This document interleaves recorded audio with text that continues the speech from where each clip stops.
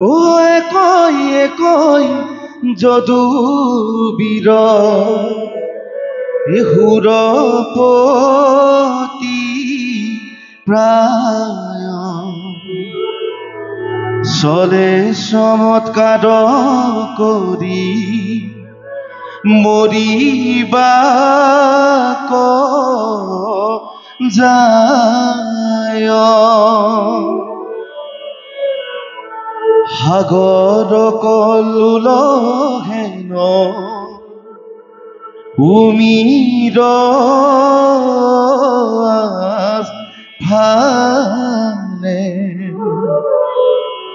বিষ্ণি ভুজবংশ কগা খিলে আহি কালে এ নারী হব পদুলি পদুলি জুমি বিমঙ্গল কথা কহি কান্দে হোমা হোমি কোনোবা বিপাকে পাৱে কিমিলৈ ললাট জানুৱা সম্বাৰ বিধি ভাঙৈ ভৰা হাত হীৰাম অপূৰ্ণে সম্পূৰ্ণ বাঞ্চৈ ইটো দ্বাৰ কাত ঘূৰি সিসাপে যেন মিলাই বিঘাত ও ৰাম কৃষ্ণ কহু মৰি হবে কান্দন্ত বিষাদে হা প্ৰভু পাই জানা তোমাক প্ৰমাদে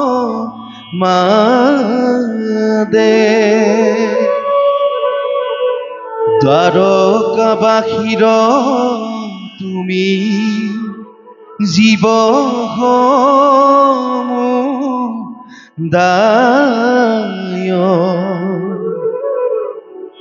তুমি অবিহনে আমি মৃত ৰায় ও তোমাৰ বা কিবা হৈবে হা কৃষ্ণ বাপ ঠাই ঠাই নাৰীগণে কৰন্ত বিলাপ এৰা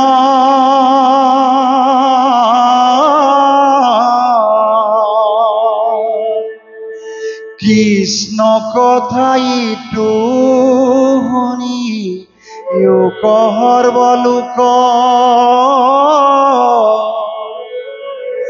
দ্বাৰকাবাসীৰ দেখা কেনে দুখ হুক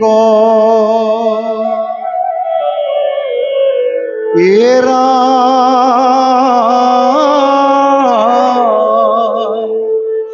কেশৱৰ বংশৰ বিপাক কেনে দেখা ইটো সংসাৰত হামাই নৰকুণ লেখা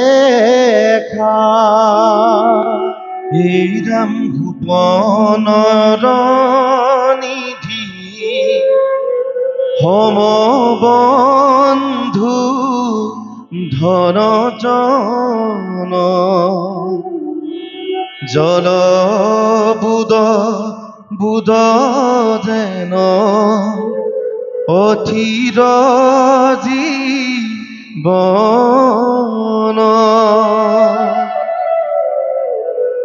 ও কেতিক্ষণে প্ৰণয় প্ৰাণ তাৰো নাহি থিতি হৈত্যাপিনো পূজয় যম যাতনাৰ ভিত্তি এৰা ইহেন মনুষ্য জন্ম যায় আলে জালে নাহি কেছে ত্ৰণ চুল ধৰি আছে কালে একতিলে মাৰিবে পশুক যেন বাঘ জানিয়া বিষয় সুখে এৰা অনুৰাগ উদম যাবে জীব আছে নতু মিলিবে মৰণ হতৰে কৃষ্ণৰে পাৱে পক্ষী ৰণ ও ৰাম কৃষ্ণ বিনে নাহি আন যাতনা ত্ৰাণ স্মৰণতে সন্ত বৈশ্য জগতৰ প্ৰাণ এৰা দেৱ এক চলু জল তুলসীৰ পাতে হেতেকে বিক্ৰয় কিবা ময় যন্ত্ৰ ত্ৰাতে হেন বন্ধু মাধৱৰ ধৰা গুণ নাম নিৰন্তৰে নৰে ডাকি বোলা ৰাম ৰাম কৃষ্ণ হৰি ৰাম ৰাম ৰাম কৃষ্ণ কৃষ্ণ।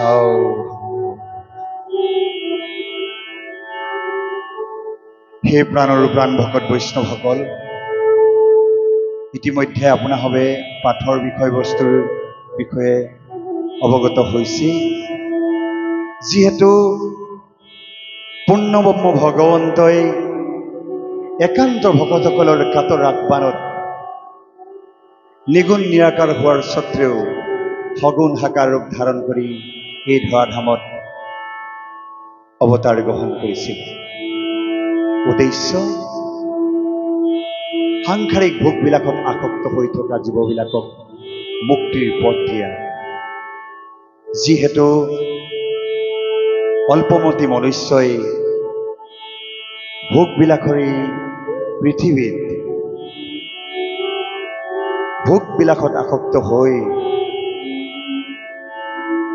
ঈশ্বৰক পাহৰি পেলায়। যিহেতু পূৰ্ণব্ৰহ্ম ভগৱন্তৰ কৃপাত 84 লক্ষ কোটি জন্মৰ অন্তত দেৱৰো দুৰ্লভ মনুষ্য জন্ম পায় এই সংসাৰত সংসাৰ ধৰ্ম পালন কৰি আছে। যেতিয়াই জীৱই পৰমাত্মা বস্তুক পাহৰি সাংসাৰিক ভোগবিলাকত আসক্ত হয় যুগে যুগে প্ৰভু ভগৱন্তই অৱতাৰ গ্ৰহণ কৰি এই জীৱবিলাকক উদ্ধাৰ কৰে। যিহেতু মনুষ্যই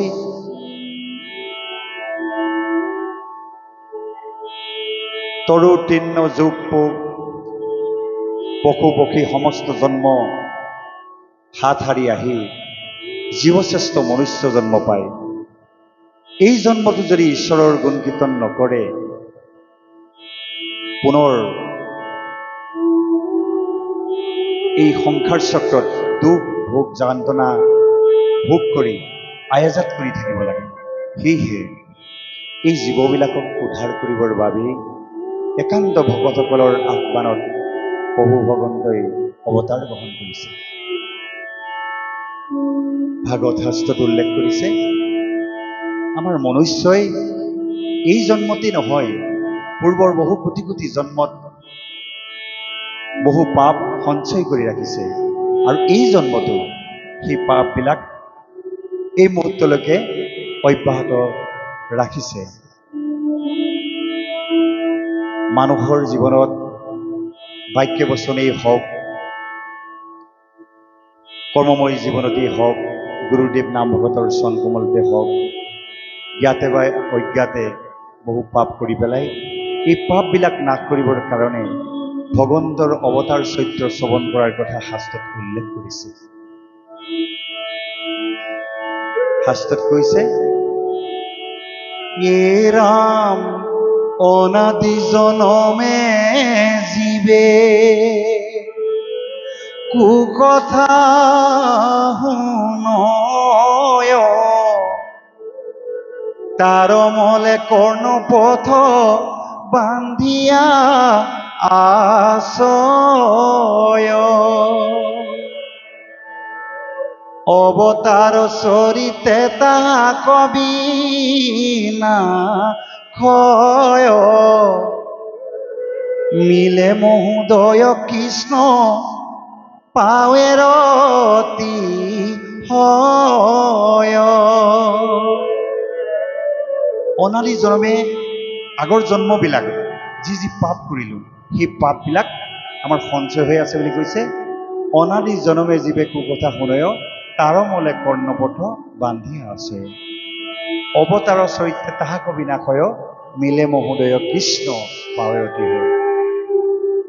আমাৰ এই অৱতাৰ চৰিত্ৰবিলাক আমি যেতিয়া শ্ৰৱণ কৰিম বা কীৰ্তন কৰিম তেতিয়া আমাৰ সমস্ত পাপ নাশ হ'ব আৰু কৃষ্ণৰ চৰণত আমাৰ ৰতিপীতি বাঢ়িব বুলি শাস্ত্ৰই ঘোষণা কৰিছে। আৰু এভাগ কথা উল্লেখ কৰিছে এই যে কৃষ্ণ চৰিত্ৰৰ কথা দশম স্কন্ধত উল্লেখ কৰিলে যিহেতু এতিয়া পাঠৰ বিষয়বস্তু শ্ৰীকৃষ্ণৰ বৈকুণ্ঠ প্ৰয়াণৰ সময়ত উদ্ধৱ মহামহন্তক লগ পাব, সেয়েহে উদ্ধৱ মহন্তক কোৱাৰ চলেৰে আমালৈও কিছু সংবাদ মহাপ্ৰভুৱে দিছে। শাস্ত্ৰত কৈছে য়ে ৰাম গাইম কথা কথনে মলিন হুইবানী আকহুত করু কৃষ্ণ কথা কব খানি। যিবিলাক নেপাতিবলগীয়া কথা আমি সততে আলোচনা কৰি ভাল পাওঁ, কাৰোবাৰ লগত আমি যেতিয়া সংযোগ লাভ কৰোঁ সুখ দুখৰ বাৰ্তালাপ কৰোঁ আমি নেপাতিবলগীয়া কিছুমান গ্ৰাম্য কথা পাতোঁ যিবিলাক কথাৰ দ্বাৰা আমাৰ জীৱনলৈ পাপ আহিব পাৰে। সেই পাপবিলাক নাশ কৰিবৰ কাৰণে কৃষ্ণ চৰিত্ৰৰ ব্যৱস্থা কৰিছে। কাৰণ কৃষ্ণৰ চৰিত্ৰে তাহাক বিনাশয় মিলে মহোদয় কৃষ্ণ পাৱতি হয় বুলি কৈছে। সেইকাৰণে ভগৱন্তৰ পবিত্ৰ গুণনাম শ্ৰৱণ কীৰ্তন কৰিবই লাগিব। এই পূৰ্ণব্ৰহ্ম ভগৱন্তই তেওঁৰ জন্মৰ পৰা বৈকুণ্ঠ প্ৰয়াণলৈকে কেনেকৈ সংসাৰ ধৰ্ম পালন কৰিব লাগে, বসুদেৱ দৈৱকীৰ ঘৰত জন্মগ্ৰহণ কৰাৰ পৰা বৈকুণ্ঠ প্ৰয়াণলৈকে এই গোটেই সজ আচৰণ আমাৰ বাবে দি থৈ গৈছে, যিহেতু আমাৰ শাস্ত্ৰত উল্লেখ কৰিছে আপুনি আচৰে আনকো শিকায় ইহাক ভাগৱত ধৰ্ম সাধু লোকে কয়। ভগৱন্ত প্ৰভুৱে কেনেকৈ সংসাৰ ধৰ্ম পালন কৰিলে গোটেই নীতি আদৰ্শ আমাক দি থৈ গৈছে। এই কথাখিনি ভগৱন্তৰ জন্মকৰ্মৰ ওপৰত দশম স্কন্ধৰ আৰম্ভণিৰ পৰা একাদশৰ মাজভাগলৈকে সুন্দৰভাৱে উল্লেখ কৰিছে। এতিয়া আমি শ্ৰীকৃষ্ণৰ উদ্ধৱ সংবাদ এই বিষয়বস্তুৰ মাজলৈ আগবাঢ়িম, যিহেতু প্ৰাণকৃষ্ণ ভগৱন্তৰ অতিকে প্ৰিয় পাত্ৰ ছজন ভকতৰ ভিতৰত উত্তম ভকত উদ্ধৱ মহামহন্তৰ লগত শেষ মুহূৰ্তত তেওঁ বাৰ্তালাপ হ'ব আৰু ইয়াৰ যোগেদি আমাৰ মাজলৈ কিছুমান সুন্দৰ উপদেশমূলক বাৰ্তা আমাক দিব, যি বাৰ্তা আমাৰ জীৱনৰ বাবে অতি প্ৰয়োজন।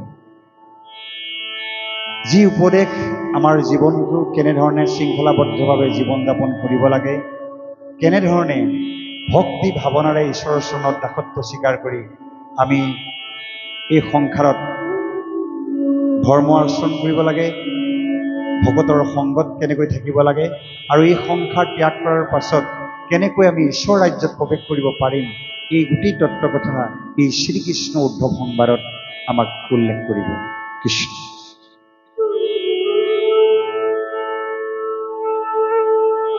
দুলৰী নিগদতি শুক কথা অনন্তৰে শুনানি পৰীক্ষিত পৰম ভকত উদ্ধৱে বুজিলা কৃষ্ণৰ হবে ইংগিত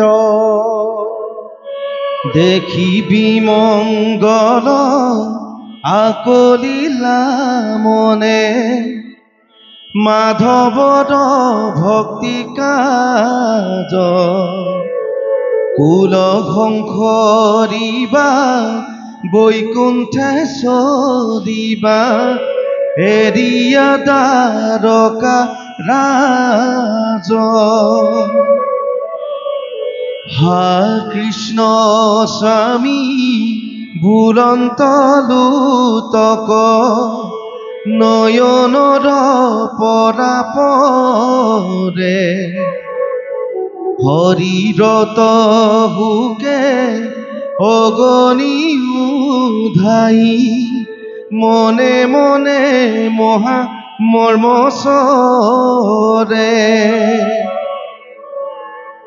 তেজিয়ানি শাখ চাপিলন্ত পাখ সন্তাপে আকুল ভাব বিৰল থানত পৰি প্ৰণামিলা হিৰে পৰা হিয়া পাও কৃষ্ণৰ বিয়োগে অগণি অন্তগতে হৃদয় দগধ কৰে হুকে মকি কৰন্ত্ৰ কন্দন নয়নৰ নিৰঝৰে কতোখনে আখি মুখ মচি পাছে উঠিলা ন মায়া মাথ কৰি কৃতাঞ্জলি বুলিবে লাগিলা সুকে গদ গদ মাত বংশ সংহৰি এৰি ভূমি তুমি যাইবা জানিলো আমি ঋষি সাপ বাপ ব্যৰ্থ নকৰিলা যিহেতু জগত স্বামী তোমাৰ চৰণে নেদেখি ক্ষণকো থাকিবনো আৰু হৰি তুমি এৰিলা তো সাধি প্ৰাণ প্ৰভু অৱশ্যেকে যাইবো মৰি তুমি তপ পুণ্য তুমি বিনে শূন্য দেখো ইটো জগত কাপুণ্য কৰো চৰণত ধৰো লৈও কমো কলগত ও তোমাৰ চৰণে পংকজ পূজিবে কতো পুণ্যে পাইলো লাগ বাপ জগন্নাথ নকৰা নাথ ভকতক তুমি ত্যাগ হে প্ৰভু সমস্ত আপোনাসৱৰ সমস্তজনৰে জ্ঞাত উদ্ধৱ মহামহন্ত প্ৰাণকৃষ্ণ ভগৱন্তৰ খুৰাকৰ ল'ৰা যি 5 বছৰ বয়সতে শিশুৰ যি খেলা ধূলা যি দুষ্টালি স্বভাৱ সেইবিলাক ত্যাগ কৰি ঈশ্বৰ কৃষ্ণ ভগৱন্তৰ চৰণ কমলত নিজকে সমৰ্পণ কৰি ঈশ্বৰ চিন্তাত লাগিছিল যাৰ খাওঁতে শুওঁতে উঠোঁতে বহোঁতে ঈশ্বৰ কৃষ্ণৰ ভাৱনাত যি তন্ময় হৈ আছিল এই ভাৱ দেখি পূৰ্বৰ পৰাই প্ৰাণকৃষ্ণ ভগৱন্তৰ উদ্ধৱ মহামহন্তৰ প্ৰতি আন্তৰিক এটা টান আছিল যাৰ কাৰণে প্ৰাণকৃষ্ণ ভগৱন্তই যি আধ্যাত্মিক জ্ঞান উদ্ধৱ মহামহন্তক অৰ্পণ কৰিলে আপোনাক সবে দেখিবলৈ পাব প্ৰাণকৃষ্ণ ভগৱন্তই কুৰুক্ষেত্ৰ যুদ্ধৰ প্ৰাক মুহূৰ্তত প্ৰিয় সখা অৰ্জুনক গীতা জ্ঞানৰ দ্বাৰা এই আধ্যাত্মিক জ্ঞান দিছিল আৰু দ্বিতীয় এজন ব্যক্তি হৈছে উদ্ধৱ মহামহন্ত যিজনক তেওঁ নিজৰ প্ৰাণটোতকৈ ভাল পাইছিল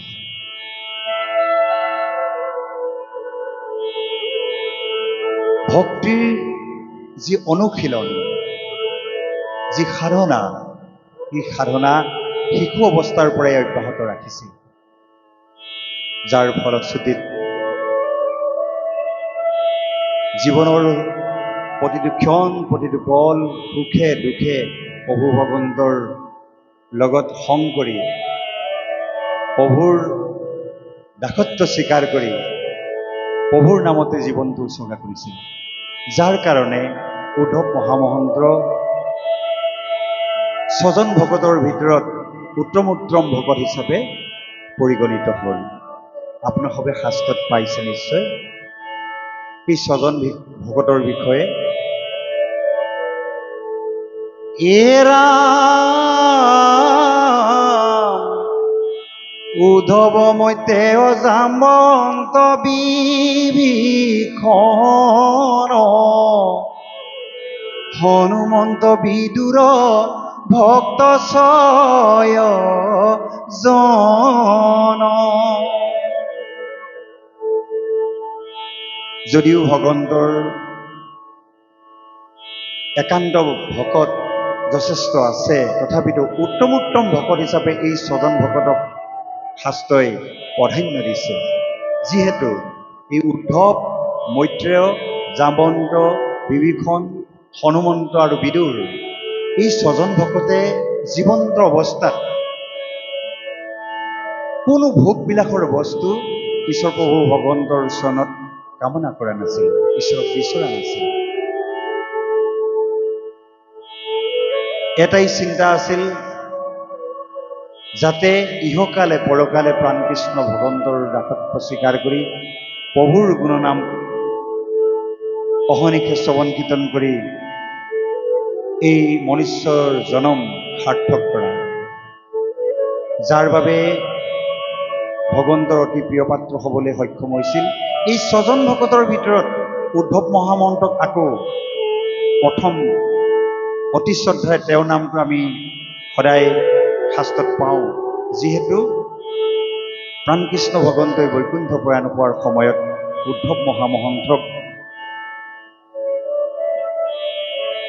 আধ্যাত্মিক জ্ঞানৰ দ্বাৰা আত্মতত্বৰ কথা কৈছিল।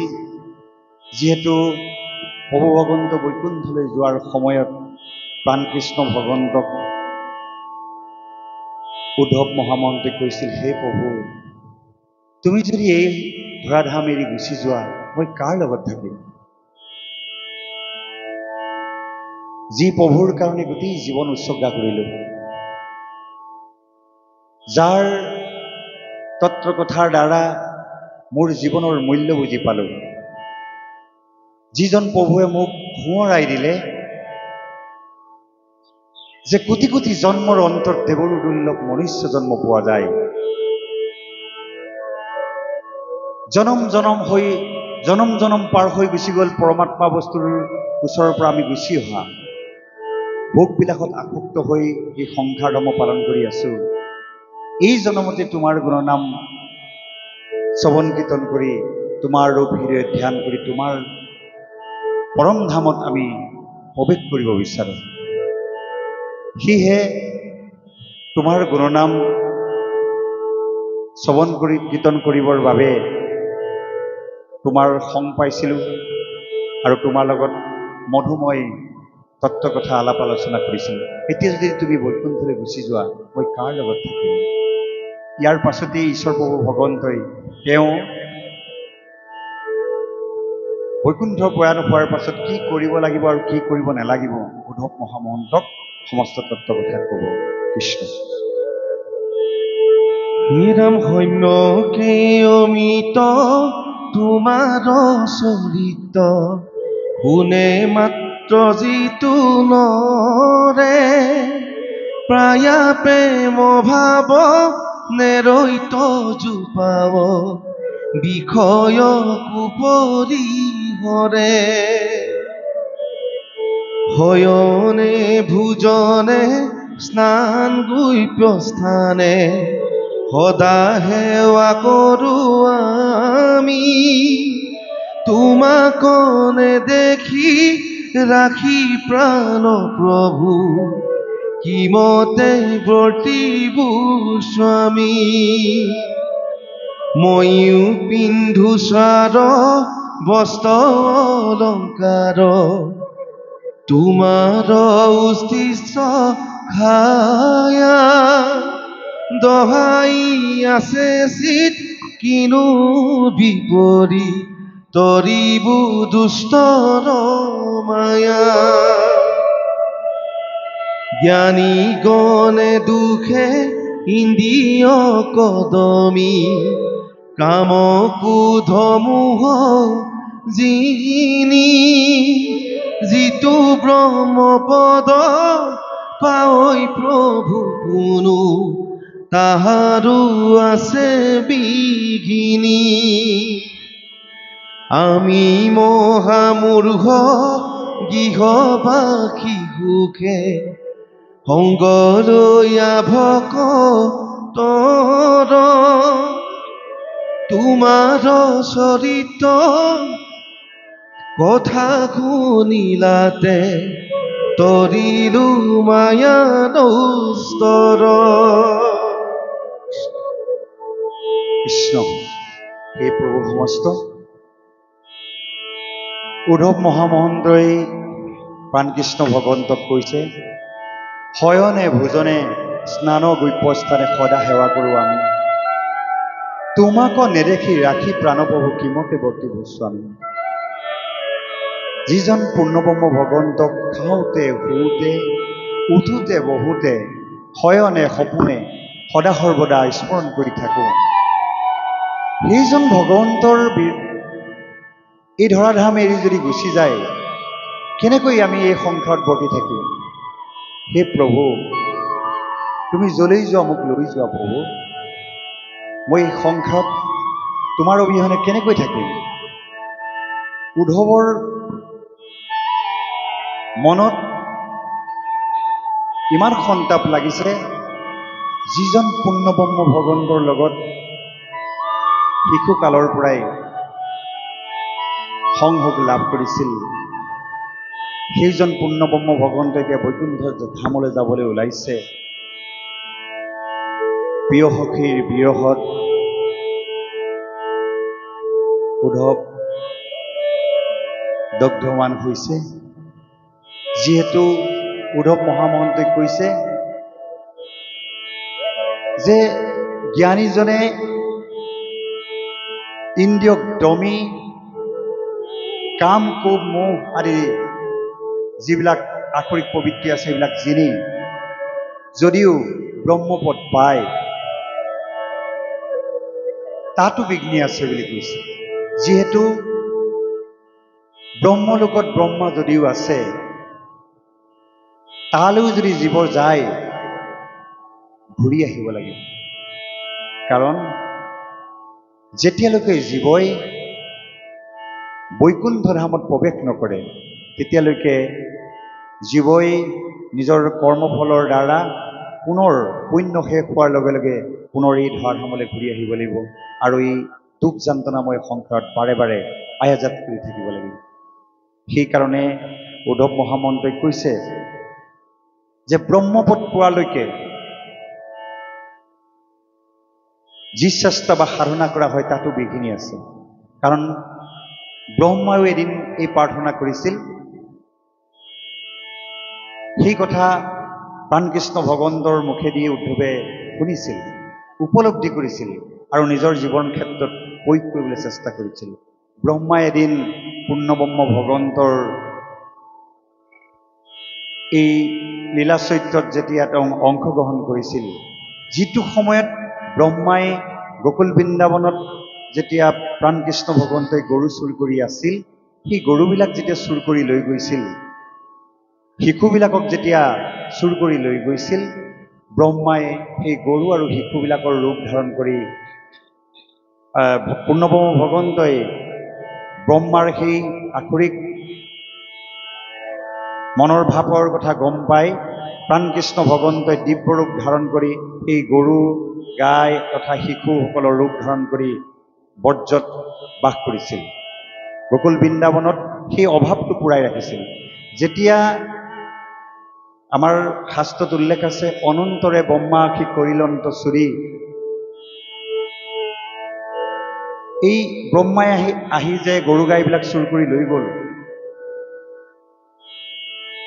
সেই ব্ৰহ্মাৰ অহংকাৰ শূন্য কৰিবৰ কাৰণে পূৰ্ণব্ৰহ্ম ভগৱন্তই সৰ্বত্ৰতে বৰ্জত বঞ্চিলা শ্ৰীহৰি বুলি কৈছে, বৰ্জত ভগৱন্তই সেই শিশু আৰু গৰু গাইবিলাকৰ ৰূপ ধাৰণ কৰি আছিল। যেতিয়া অহংকাৰ শূন্য হ'ল, ব্ৰহ্মাই তেতিয়া প্ৰভু ভগৱন্তৰ চৰণত সন্নাপন্ন হৈ প্ৰাৰ্থনা কৰিছে। কি বুলি কৰিছে? ইটো ব্ৰহ্ম পদ প্ৰভু আমাক নলাগে, কীট পতংগৰ জন্ম হোক কৰ্ম ভাগে, তোমাৰ ভক্তৰ সংগ হুয়া একজন, সেৱা কৰি থাকিম প্ৰভু দুখানি চৰণ। যিজন পূৰ্ণব্ৰহ্ম ভগৱন্তৰ দাসত্ব স্বীকাৰ কৰি ব্ৰহ্মাই সৃষ্টিৰ কাৰ্য চলাই নিছিল, অহংকাৰ বশত ভগৱন্তক তেওঁ পৰীক্ষা কৰিবৰ বাবে গৰু গাই আৰু গোপবালকবিলাকক চুৰ কৰিছিল। যেতিয়া ভগৱন্তই তেওঁ অহংকাৰ শূন্য কৰিলে, তেওঁ অনুভৱ কৰিলে যে মোৰ ভুল হ'ল, তেতিয়াই ভগৱন্তৰ চৰণত কৈছে, এই ব্ৰহ্মপদটো আৰু মোক নালাগে প্ৰভু, কাৰণ এই ব্ৰহ্মপদ পোৱাৰ পাছতো জীৱই পুনৰ সংসাৰ চক্ৰলৈ ঘূৰি যাব পাৰে।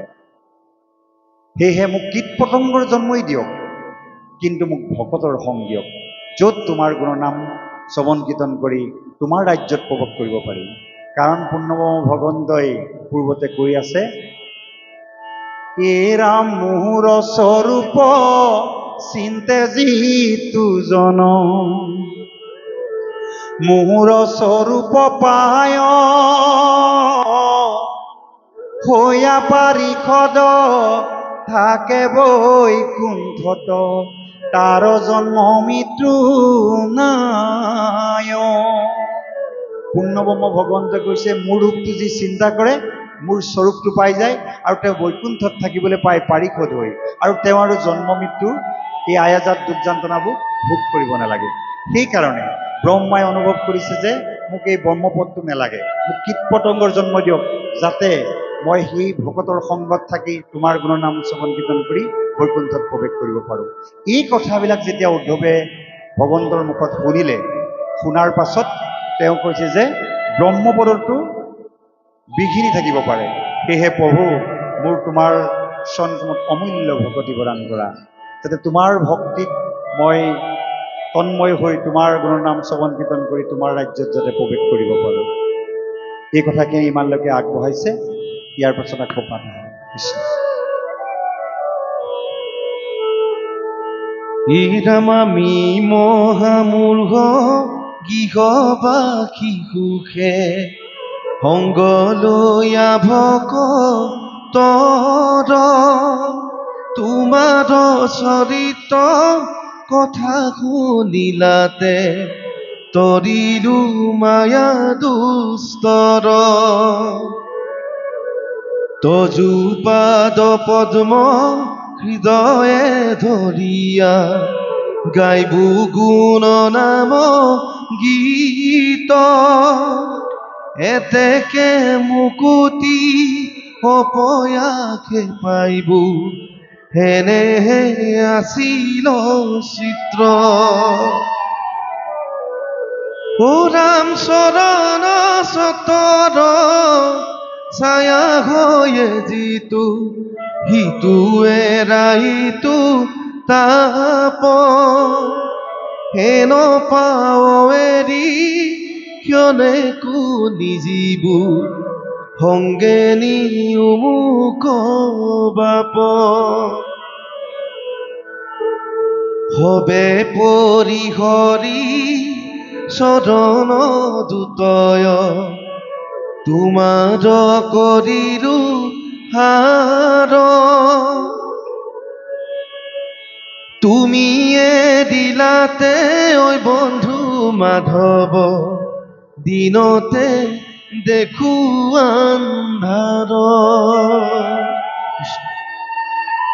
হে প্ৰভু সমস্ত, আমি সৰ্বসাধাৰণতে অল্পমতি মনুষ্যই আত্মীয় স্বজনৰ লগত সম্বন্ধ গঢ়োঁ, মিতিৰ কুটুমৰ লগত সম্বন্ধ গঢ়োঁ, যাৰ লগত আমাৰ স্বাৰ্থ জড়িত হৈ আছে সেইসকলৰ লগত সম্বন্ধ গঢ়োঁ। ঈশ্বৰৰ লগত সম্বন্ধ গঢ়াৰ কথা আমি নেভাবোঁ, যাৰ পৰিপ্ৰেক্ষিতত এই যিবিলাক সাংসাৰিক সম্বন্ধ সেই সম্বন্ধবিলাকৰ এদিন অৱসান ঘটে। যাক আমি পুহিত বান্ধৱ বুলি ভাবি আছোঁ তেওঁ এদিন আমাক এৰি থৈ গুচি যায়। যাক আমি পুত্ৰ ভাৰ্যা বুলি অতি স্নেহেৰে বুকুত সাৱটি ৰাখিছোঁ সেই সকলো এদিন আমাক মনত আঘাত দি আঁতৰি যাব পাৰে। যাক সুহিত বান্ধৱ বুলি ভাবি আছোঁ সেইজনো এদিন আমাক কিবা নহয় কিবা এটা কাৰণত আমাৰ জীৱনৰ পৰা আঁতৰি যাব পাৰে। কিন্তু ভগৱন্ত এনেকুৱা এজন দয়াময় কৰুণাময় অনন্তকোটি ব্ৰহ্মাণ্ডৰ গৰাকী, যাৰ লগত সম্বন্ধ গঢ়াৰ লগে লগেই তেওঁ সেই একান্ত ভকতক এই সংসাৰৰ দুখ যন্ত্ৰণাময় সংসাৰৰ পৰা উদ্ধাৰ কৰি অনন্তকাললৈকে তেওঁ পৰম ধামত পাৰিষদ কৰি ৰাখে বুলি কৈছে। সেই কথাবিলাক উদ্ধৱ মহামহন্তই অনুভৱ কৰিছিল, কাৰণ জনম জনম হৈ গ'ল প্ৰভুৰ পৰা আঁতৰি অহা, প্ৰভুৰ ওচৰলৈ যোৱা কোনো প্ৰস্তুতিয়েই নাই। এতিয়া জীৱশ্ৰেষ্ঠ মনুষ্য জন্ম লৈছোঁ যেতিয়া, বিবেকবান মানুহ হিচাপে শাস্ত্ৰৰ সাৰ অনুসৰণ কৰি অগ্ৰজ ধৰ্মাধিকাৰীসকলৰ তত্বৰ কথা হৃদয়ংগম কৰি ঈশ্বৰ প্ৰভুক কেনেকৈ পাব পাৰি, কেনেধৰণে সৎসংগত থাকি ঈশ্বৰৰ ৰাজ্যত প্ৰৱেশ কৰিব পাৰি এই চেষ্টা অব্যাহত ৰাখিব লাগিব। প্ৰভু সমস্ত ভাগৱতৰ শ্লোকজনাত কৈছে সুভিস্তস্খনাত যি অনুশীলন কৰিব তেওঁহে সস্থান প্ৰাপ্তি হ'ব। অনুশীলন নকৰাকৈ যদি আমি সংসাৰ ভোগবিলাকত আসক্ত হৈ থাকোঁ, এদিন আমি এই প্ৰাৰব্ধ কৰ্মৰ ফলত নৰকলৈ গতি কৰিব লাগিব। যিটো কথা উদ্ধৱে অনুভৱ কৰিছে যে পৰমাত্মাৰ লগত জীৱ আত্মাৰ যি সম্বন্ধ, হৃদয়তে পৰমাত্মা আছে, কিন্তু আমি পৰমাত্মাক চিনি পোৱা নাই, বুজি পোৱা নাই, অনুভৱ কৰিব পৰা নাই। যেতিয়া একান্ত ভকতৰ সংগত থাকিব, এই ভকতৰ সংগত থকাৰ লগে লগেই পৰম তত্ত্ববস্তু যেতিয়া আধ্যাত্মিক জ্ঞান লাভ কৰিব, এই আধ্যাত্মিক জ্ঞানৰ দ্বাৰা পৰমাত্মা বস্তুক চিনি পাব আৰু হৃদয়ত থকা পৰমাত্মা বস্তুক ভক্তিভাৱেৰে ধ্যান ধাৰণা কৰি তেওঁ নাম জপ কৰি ঈশ্বৰ ৰাজ্যত প্ৰৱেশ কৰিব পাৰিব। কাৰণ সংসাৰখন এনেকুৱা এখন বিষয় ভোগবিলাকৰ দ্বাৰা ঈশ্বৰে ৰচনা কৰিছে, য'ত তিনিটা তাপে সদায় মানুহক দগ্ধ কৰি ৰাখিছে, আদি দৈবিক, আদি ভৌতিক, আধ্যাত্মিক। এই তিনিটা তাপে মানুহক দুখ যন্ত্ৰণাত সদায় ডুবাই ৰাখিছে। পূৰ্ণব্ৰহ্ম ভগৱন্ত সেই তিনি তাপৰ পৰা ওপৰত আছে। আমাৰ ভাগৱতৰ শ্লোকজনাত লিখিছে ত্ৰপত্ৰী উন্মূলনম, অৰ্থাৎ এই তিনিটা তাপ, এই তিনিটা তাপে মানুহক যেতিয়া সদা সৰ্বদা দুখ যন্ত্ৰণা দি থাকিব, ঈশ্বৰৰ গুণ নাম যেতিয়া শ্ৰৱণ কীৰ্তন কৰিব, এই তিনিটা তাপৰ শিপা উঘালি পেলোৱাৰ এটা ব্যৱস্থা দিছে। সেই ব্যৱস্থা হৈছে ঈশ্বৰৰ গুণনাম। কাৰণ ঈশ্বৰৰ গুণনামৰ দ্বাৰাই আমাৰ সঞ্চিত সমস্ত পাপ নাশ হ'ব পাৰে। শাস্ত্ৰত উল্লেখ কৰিছে হৰিৰ কীৰ্তনে মহাপাতকিক যিমতে কৰে নিজান, অন্য পায়চিতে পবিত্ৰ কৰিব নোৱাৰে তাৰ সমান। আমাৰ যিবিলাক সঞ্চিত পাপ আছিলে, এই পাপবিলাক হৰি কীৰ্তনৰ দ্বাৰা নাশ হৈ যাব। নাশ হোৱাৰ লগে লগে আমাৰ হৃদয়খন নিৰ্মল হ'ব, আৰু নিৰ্মল হোৱাৰ লগে লগে প্ৰাণকৃষ্ণ ভগৱন্তৰ হৃদয়তে দেখা দিব। সেইকাৰণে প্ৰাণকৃষ্ণ ভগৱন্তক মহামহন্ত উদ্ধৱে খাওঁতে শুওঁতে উঠোঁতে বহোঁতে যদিও সংগতে থাকে, তথাপিতো হৃদয়ত তেওঁক পৰমাত্মা বস্তুক দৰ্শন কৰি থাকিবলৈ সক্ষম হৈছিল। কৃষ্ণ হে প্ৰাণনাথ ও নকৰা অনাথ, হৃদান্তে দুখেৰ তুলি তোমাৰ বিয়োগে অগণি এখনে, দেখা মাৰে মোক পুৰি। ও এহি বুলি সন্ত ও উদ্ধৱ মহন্ত, আদি প্ৰেম অনুৰাগে অনেক কাতৰ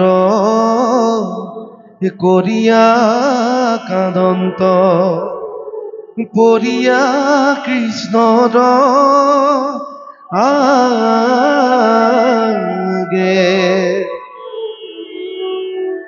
ও ৰাম নয়নৰ নীৰ ও ধাৰায়ে বহয়, এই শুকত আকুল ভাবে কতু কাকুতি কৰিয়া কাদন্ত। ধৰিয়া কৃষ্ণৰ পাবে। কৃষ্ণ। প্ৰভু সমস্ত উদ্ধৱক মহামহন্ত আখ্যা দিছে, যাৰ গাত মহৎ গুণ আছে শাস্ত্ৰই তেওঁকহে মহন্ত বুলি কোৱা হৈছে। মহৎ গুণৰ অধিকাৰী হ'বলৈ যিখিনি আচৰণৰ প্ৰয়োজন, শুচি সংযম সাত্বিক ভাৱনাৰ প্ৰয়োজন, সদাচাৰিতাৰ প্ৰয়োজন, এই সকলোখিনি যেতিয়া মানুহৰ জীৱনত যিজন ব্যক্তিয়ে আয়ত্ত কৰিব তেওঁকে মহন্ত বুলি কোৱা হৈছে। এই এহি বুলি সন্ত উদ্ধৱ মহন্ত আতি প্ৰেম অনুৰাগে অনেক কাতৰ কৰিয়া কানন্দ পৰিয়া কৃষ্ণৰ আগে। উদ্ধৱ মহামহন্তই অতি প্ৰেম ভাৱনাৰে কৃষ্ণৰ চৰণ কমলত পৰি পৰি কান্দিবলৈ লাগিল। হে প্ৰভু সমস্ত, আমাৰ কেতিয়া চকু পানী ওলাই বাৰু? যেতিয়া আমাৰ আত্মীয় স্বজন আমাক এৰি থৈ গুচি যায়, যেতিয়া আমাক কোনোবাই আঘাত কৰে, যেতিয়া আমাক কোনোবাই নক'বলগীয়া কথা কৈ মনত আমাক সন্তাপ দিয়ে, তেতিয়া আমাৰ চকু পানী ওলায়। যেতিয়া আমি কিবা এটা বস্তু পাবলগীয়া বস্তু আশা ৰাখি আমি মনত এটা আশা বান্ধি ৰাখোঁ, সেইটো যেতিয়া নাপাওঁ তেতিয়া আমাৰ চকু পানী ওলায়। কিন্তু উদ্ধৱ মহামহন্তই এই বিষয় কোনো আশা ভৰসাক লাগি চকু পানী টুকা নাই। এটা কাৰণেই তেওঁ চকু পানী ওলাইছে বুলি কৈছে যে যিজন পূৰ্ণমম ভগৱন্তক প্ৰাণৰো প্ৰাণ হিচাপে হৃদয়ত ধাৰণ কৰি আছে, যাৰ লগত সুহৃদয়তাভাৱে সম্বন্ধ গঢ়িছে, সেইজন ভগৱন্তই সাংসাৰিক সম্বন্ধ ত্যাগ কৰি বৈকুণ্ঠলৈ যাবলৈ ওলাইছে। আৰু ইয়াত প্ৰেম ভক্তিৰ কথা উল্লেখ কৰিছে। শাস্ত্ৰত কৈছে, অলপ আগতে এই কথাষাৰ উল্লেখ কৰি গ'ল, জ্ঞানে কৰ্মে তাৰিতে নপাৰে ভকতি নোহোৱে যেবে। জ্ঞানৰ দ্বাৰা ঈশ্বৰক লগ পোৱাটো সম্ভৱ নহয় বুলি কৈছে। সাংসাৰিক জ্ঞানৰ কথা ইয়াত উল্লেখ কৰিছে, আধ্যাত্মিক জ্ঞানৰ কথা কোৱা নাই। যিখিনি আমাৰ আনুষ্ঠানিক শিক্ষাৰ দ্বাৰা আমি জ্ঞান লাভ কৰোঁ, সেই জ্ঞানৰ দ্বাৰা আমাৰ কেতিয়াবা অহম্মম বা অহংকাৰ ভাৱ আহিব পাৰে যে আমি অত্যন্ত জ্ঞানৱন্ত, আমাতকৈ আৰু এই অঞ্চলত কোনো জ্ঞানী ব্যক্তি নাই। এনেকুৱা ধৰণৰ যেতিয়া অহংকাৰ আহিব, আমি ঈশ্বৰ প্ৰভুৰ পৰা আঁতৰি আহিব লাগিব। কাৰণ অহংকাৰ ঈশ্বৰে কেতিয়াও মানি নলয়। অহংকাৰবশতঃ যেতিয়া এজন ব্যক্তিয়ে বিভিন্ন শাস্ত্ৰ অধ্যয়ন কৰি বিভিন্ন তত্ত্ব কথাৰে নিজকে পাণ্ডিত প্ৰবৰ ব্যক্তি হিচাপে সমাজত তত্ত্ব কথা কৈ ফুৰে, কিন্তু তেখেতে যদি একান্ত ভকতসকলৰ চৰণ সেৱা যদি নকৰে, তেন্তে তেওঁ সেই যি জ্ঞান আছিল সেই জ্ঞানৰ দ্বাৰা তেওঁ তৰি যাব নোৱাৰিব বুলি কৈছে। আৰু লগতে কৰ্ম, যিবিলাক কৰ্মৰ দ্বাৰা আমি সংসাৰসমূহ চলাই আছোঁ, অকল কামতে নিমগ্ন হৈ সাংসাৰিক বোজাবিলাক শেষ কৰিবৰ কাৰণে অৰ্থ উপাৰ্জন কৰিছোঁ বিভিন্ন ফালৰ পৰা। যি কৰ্মত কোনো ভগৱন্তৰ নাম গুণৰ কোনো সংযোগ নাই, ভগৱন্তৰ কৰ্মৰ লগত কোনো তাৰ যোগাযোগ নাই, সেইবিলাক কৰ্মৰ দ্বাৰা কেতিয়াও জীৱই গতি পাব নোৱাৰে বুলি কৈছে। যিজনে দিনটো কামতেই মজি থাকে, কোনো ঈশ্বৰ চিন্তা নকৰে, কোনো ভকতৰ সংগলৈ নাযায়, কোনো সৎ সংগত বা সৎ আলোচনা নকৰে, সেই তেনেকুৱা কৰ্মৰ দ্বাৰা আমি কৰ্মবন্ধনত পৰিব লাগে। সেইকাৰণে এই কৰ্ম আৰু জ্ঞানৰ দ্বাৰা ঈশ্বৰক পোৱাটো সম্ভৱ নহয় বুলি কৈছে। ইয়াৰ ওপৰত এটা ভাৱ ৰাখিছে যে প্ৰেম আৰু ভক্তি, জ্ঞানে কৰ্মে তাৰিতে নপাৰে ভকতি নোহোৱে যেবে। জ্ঞান আৰু কৰ্মৰ দ্বাৰা ঈশ্বৰক পোৱাৰ সম্ভৱ নহয় বুলি কৈছে, ভক্তিৰ দ্বাৰাহে ঈশ্বৰক পাব।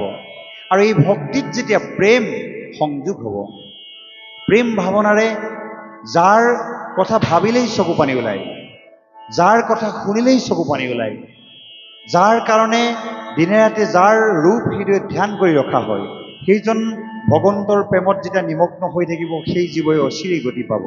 সেই কথা উদ্ধৱ মহামহন্তই তেওঁৰ জীৱনৰ আচৰণবিলাকৰ দ্বাৰা আমাক এটা নৈতিক শিক্ষা আগবঢ়াইছে। কৃষ্ণ।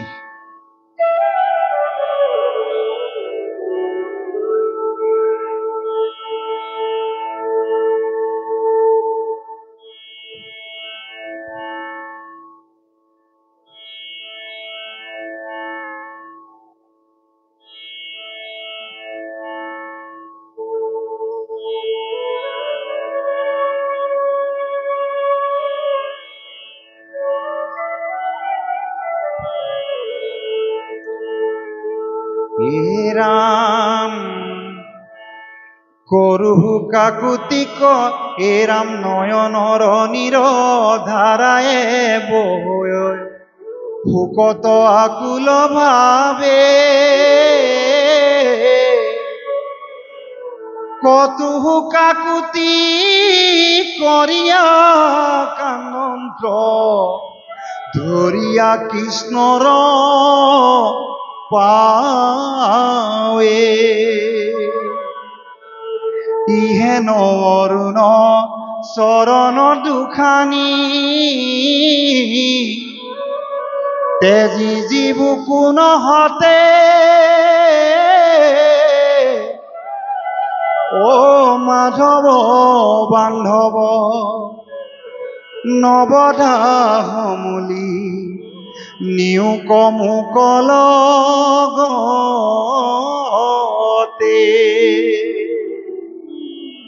ও এহি বুলি পাৱে পৰিয়া কানন্ত অনেক কাৰুণ্য ভাবে ও দখু দিখে দুখে দেখন্ত আন্ধাৰ চেতন নাহিকে গাৱে ও ভকতৰ দুখ দেখি ভগৱন্ত ভৈৰন্ত নেত্ৰ জল ও কোনটো খেকিছো চপাইলা মাথ সংকোচ মুখ কমল শুনা নৰ লোক মহন্ত ৰহুক দেখা দুখকে নমত ও ধন জন যত জীবন যৌবন জানা হবে আশা হত এ ৰাম পুত পৰিবাৰ সকলোৱে অখাৰ নাটকে তাতে কমায়া ও ক্ষণেকে থাকিয়া ক্ষণেকে অন্তৰে হৈমকে মেঘৰ ছায়া কেতিক্ষণে পৰে নৰতনুইটো জীৱন জলৰ ৰেখা ও হততে চিন্তিও কৃষ্ণৰ চৰণ মৰণ এভুনে দেখা দেবে তীৰ্থ যাক তাৰিবে নোৱাইৰ পাতে কত গৈল তল হৰি নাম পাইলে তেখনে উধাৰে দেখাভ কতিৰ বল কৃষ্ণ সমস্ত যিবিলাক সাংসাৰিক ধন জন জীৱন যৌৱন আমাক ঈশ্বৰে অতি দয়াৰে প্ৰদান কৰিলে, এইবিলাক সদা সৰ্বদা আমাৰ কাষত নাথাকে। যি কষ্ট উপাৰ্জিত ধন আমি অতি কষ্ট কৰি সঞ্চয় কৰিছোঁ এই ধন যিদিনাখনেই আমাৰ প্ৰাণবায়ু এই দেহ এৰি গুচি যাব সেই ধন সঞ্চয় কৰি থোৱা ঠাইতে থাকি যাব। আৰু যিগৰাকী ভাৰ্যাক অতি মৰমেৰে গোটেই জীৱনটো অতিবাহিত কৰিম বুলি সহধৰ্মিনী হিচাপে আঁকোৱালি লৈ আহিলোঁ, সেই ভাৰ্যাগৰাকী চোতাললৈকেহে থাকিব, তাতকৈ আগলৈ যাব নোৱাৰে। আৰু যিটো দেহা অতি স্বাদিষ্ট পুষ্টিকৰ আহাৰ গ্ৰহণ কৰি সুস্থ সবল কৰি ৰাখিছোঁ, এই দেহাটো চিতালৈকেহে যাব, তাতকৈ আগলৈ যাব নোৱাৰে। সেইকাৰণে গুৰুজনাই কৈছে, পুত্ৰ পৰিবাৰ সকলে অখাৰ নাটেক তাতেক মায়া। যিগৰাকী ভাৰ্যাক আমি আদৰি আনিছিলোঁ, যাৰ দ্বাৰা সন্তান জন্ম দিয়া সংসাৰ ধৰ্ম পালন কৰিছিলোঁ, এদিন যেতিয়া এই পাৰ্থিৱ দেহাটো ৰোগগ্ৰস্ত হৈ পৰি যাব, সেই সময়ত যেতিয়া আমাক আলপৈচান ধৰিবলৈ নিজৰ আত্মীয় স্বজন নিজৰ ভাৰ্যা পুত্ৰই আমনি পাব, সেই সময়ত এনেকুৱা কিছুমান বাক্য আপোনাৰ মোৰ কাণত পৰিবলৈ পৰিৱেশে আপোনাক কাণত পেলাব, যিটো কথাই আপোনাক সেই সময়ত অনুতপ্ত হ'লেও তাৰ পৰা উদ্ধাৰ হোৱাৰ পথ নাথাকিব। কাৰণ শাস্ত্ৰত কৈছে,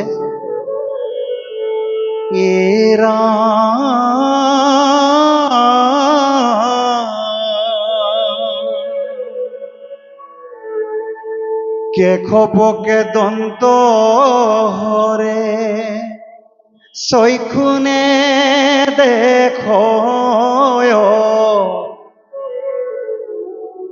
এনোৱা দুখক ভুঞ্জি জীৱাক বাঞ্ছয়।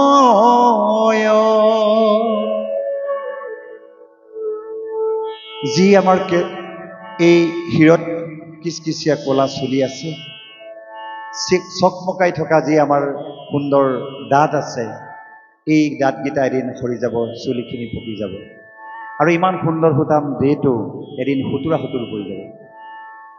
আৰু যেতিয়া আমি ৰোগগ্ৰস্ত হৈ শয্যাত পৰি থাকিম, ভাৰ্যা পুত্ৰে কেনেকুৱা এটা আমাক ব্যৱহাৰ কৰিব পাৰে, সেইটো এবাৰ শাস্ত্ৰৰ মুখে দি শুনি লওক।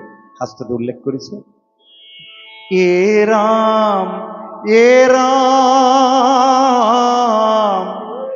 স্নেহমে বিস্তামুতে পৰি থাকি মৰে, ভাৰ্যা পুতে নুপুষয় অৱহেলা কৰে। ঈশ্বৰে নকৰক এনেকুৱা এটা দিন আমাৰ জীৱনলৈ আহিব পাৰে। আজি যাক আমি অতি মৰমৰ ভাৰ্যা বুলি গোটেই জীৱনটোৰ কাৰণে আদৰি আনিছোঁ, যাক পুত্ৰ বুলি আমি অতি মৰমেৰে নিজেই নাখাই খুৱাইছোঁ, কষ্ট উপাৰ্জিত ধনৰ সিংহভাগ তেওঁলোকৰ নামত উচৰ্গা কৰি দিছোঁ, এদিন যেতিয়া আমি শয্যাত পৰি থাকিম, যেতিয়া কৈ দিব এই বুঢ়াটো নমৰা হ'ল, এওঁ যোৱা হ'লেই ভাল আছিল, নিজৰ অতি মৰমৰ ভাৰ্যাৰ মুখত বা নিজৰ পুত্ৰৰ মুখত যেতিয়া এই কথাটো শুনিব, কেনেকুৱা এটা অনুভৱ হ'ব পাৰে। সেই বিষয়ৰ যিবিলাক বিৰাগ, সেই ভাৱবিলাকৰ কথা ইয়াত উল্লেখ কৰিছে, পুত্ৰ পৰিবাৰ সকলে অখাৰ নাটেক তাতেক মায়া। ঠিক তেনেদৰে যিগৰাকী ভাৰ্যাই নিজৰ আত্মীয় স্বজন পিতৃ মাতৃ ভাই ভাতৃক গোটেই জীৱনৰ কাৰণে ত্যাগ কৰি এজন স্বামীক জীৱনৰ কাৰণে বৰণ কৰি দিন ৰাত ঘৰ সংসাৰ চলাই স্বামী ঘৰেই নিজৰ ঘৰ বুলি আদৰি লৈ স্বামীক সন্তানৰ পিতৃত্ব প্ৰদান কৰিবৰ কাৰণে প্ৰসৱ যন্ত্ৰণা সহ্য কৰি যেতিয়া সন্তান ডাঙৰ দীঘল কৰে, স্বামী গুৰু শুশ্ৰূষা কৰে নিজৰ পৰিয়ালৰ সমস্তজনক সন্তোষ কৰিবৰ কাৰণে জীৱনৰ প্ৰতিটো ক্ষণ উচৰ্গা কৰে।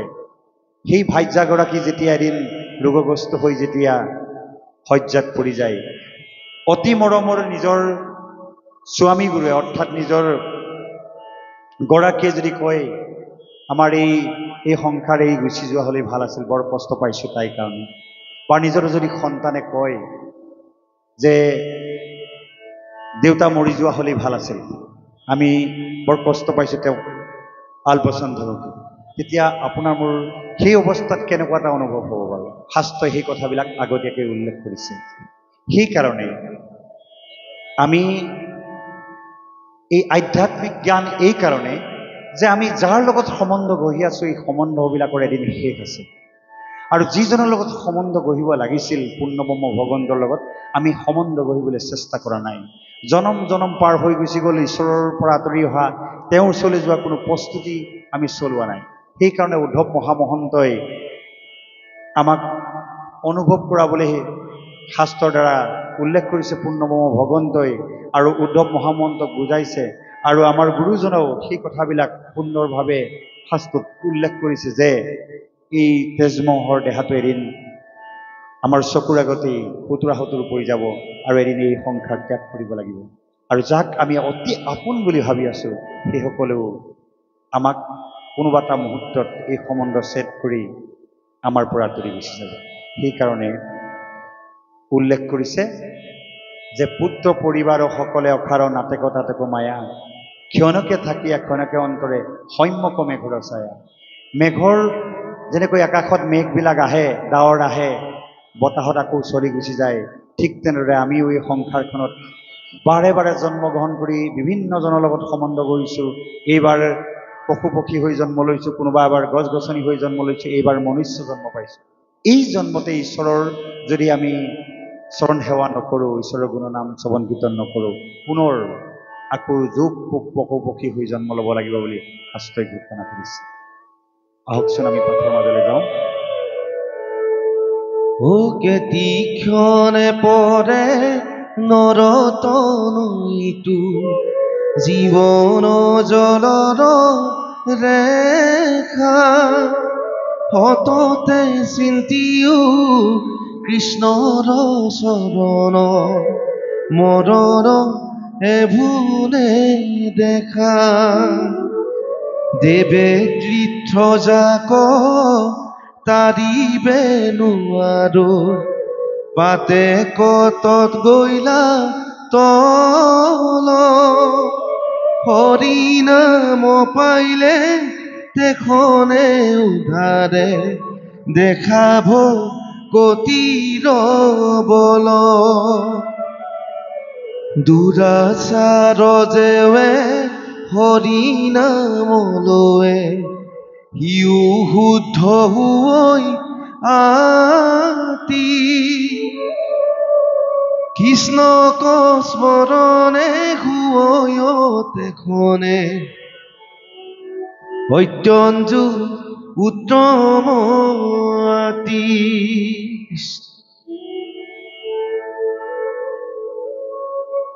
বিষয়ৰ দুখে বাধিব নোৱাৰে, ভকতি পাতে হৰে, আচুক উত্তম ভকতৰ কথা, হামাইনো ভকত তৰে।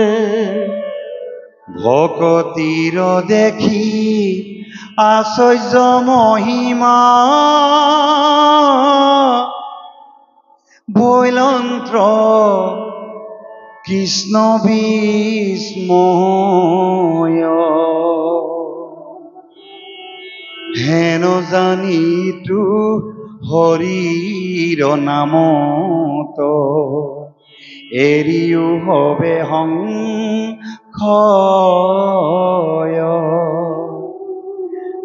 দেৱৰ পৰম ঈশ্বৰ মাধৱ, ধৰ্মৰ ঈশ্বৰ নাম, সুদিহ বিশ্বাসে কৰি নিৰন্তৰে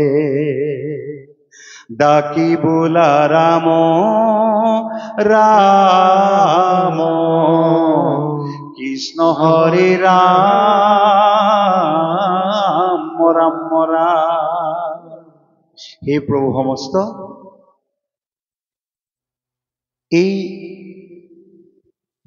যি ভাগ কথা ইয়াত উল্লেখ কৰিছে, ভকতিৰ দেখি আশ্চৰ্য মহিমা ভৈলন্ত কৃষ্ণ বিস্ময়, হেন জানি ইটো শৰীৰ নামৰ এৰিও হবে সংশয়। নামৰ মহিমাৰ কথা বৰ সুন্দৰভাৱে উপস্থাপন কৰিছে।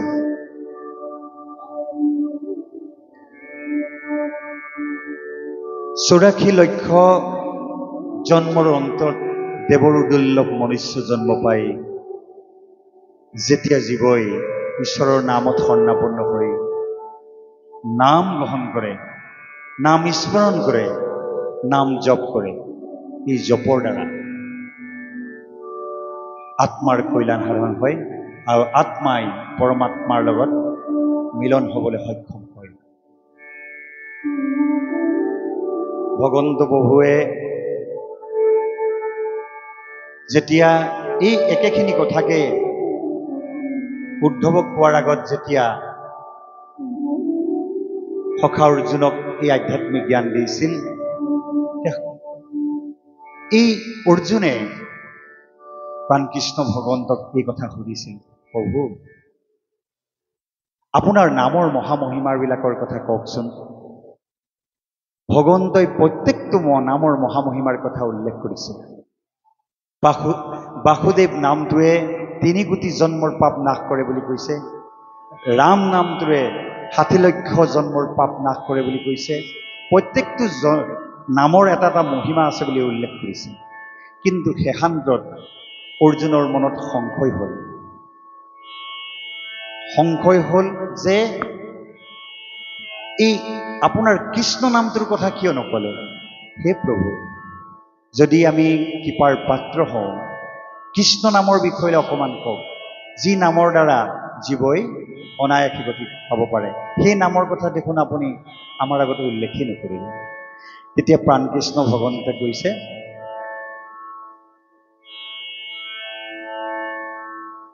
যদ্যপি অক্ষৰ 2 দেখা কৃষ্ণ নাম, তথাপিতো তলৈকে তাৰ নাহি কেউ পাম। যদিও কৃষ্ণ নামশাৰীত 2টা আখৰে আছে, তথাপিতো তলৈকে তাৰ সমান মহিমাযুক্ত নাম নাই।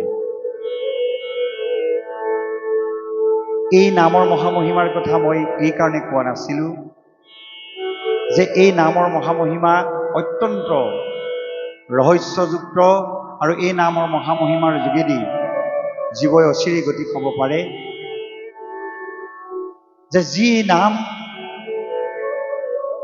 কোটি কোটি জন্মবাৰ, কোটি কোটি জন্ম যদি আমি এই ধৰাধামত এই কৃষ্ণ অৱতাৰ যেনেকৈ ল'লোঁ, ঠিক তেনেদৰে কোটি কোটি বাৰ এই ধৰাধামত অৱতাৰ ল'লেও কৃষ্ণ নামৰ মহামহিমাৰ কথা কৈ শেষ কৰিব নোৱাৰোঁ। পুনৰ প্ৰাণকৃষ্ণ ভগৱন্তই কৈছে, হওঁ যদি এন কোটি কোটি অৱতাৰ, তথাপিতো নাম নাপাওঁ অন্ত কৃষ্ণ নাম মহিমাৰ। এই কৃষ্ণ নামৰ মহামহিমাৰ কথা বাৰে বাৰে অৱতাৰ গ্ৰহণ কৰিলেও মই কৈ শেষ কৰিব নোৱাৰোঁ। সেইকাৰণে নামৰ ইমানেই মহামহিমা আছে, পাপীয়ে যিমানেই পাপ নকৰক লাগিলে এই নাম জপ কৰাৰ লগে লগে এই সমস্ত পাপ নাশ কৰি জীৱই সস্থান প্ৰাপ্তি হয়। সেইকাৰণে গুৰুজন বস্তুৱে জপ ৰাম নাম অবিশ্ৰাম বুলি কৈছে।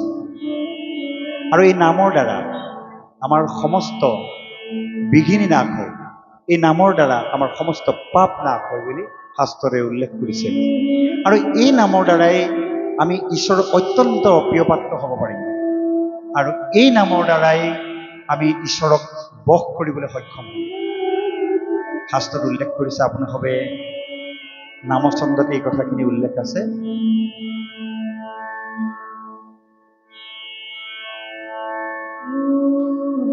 এ ৰাম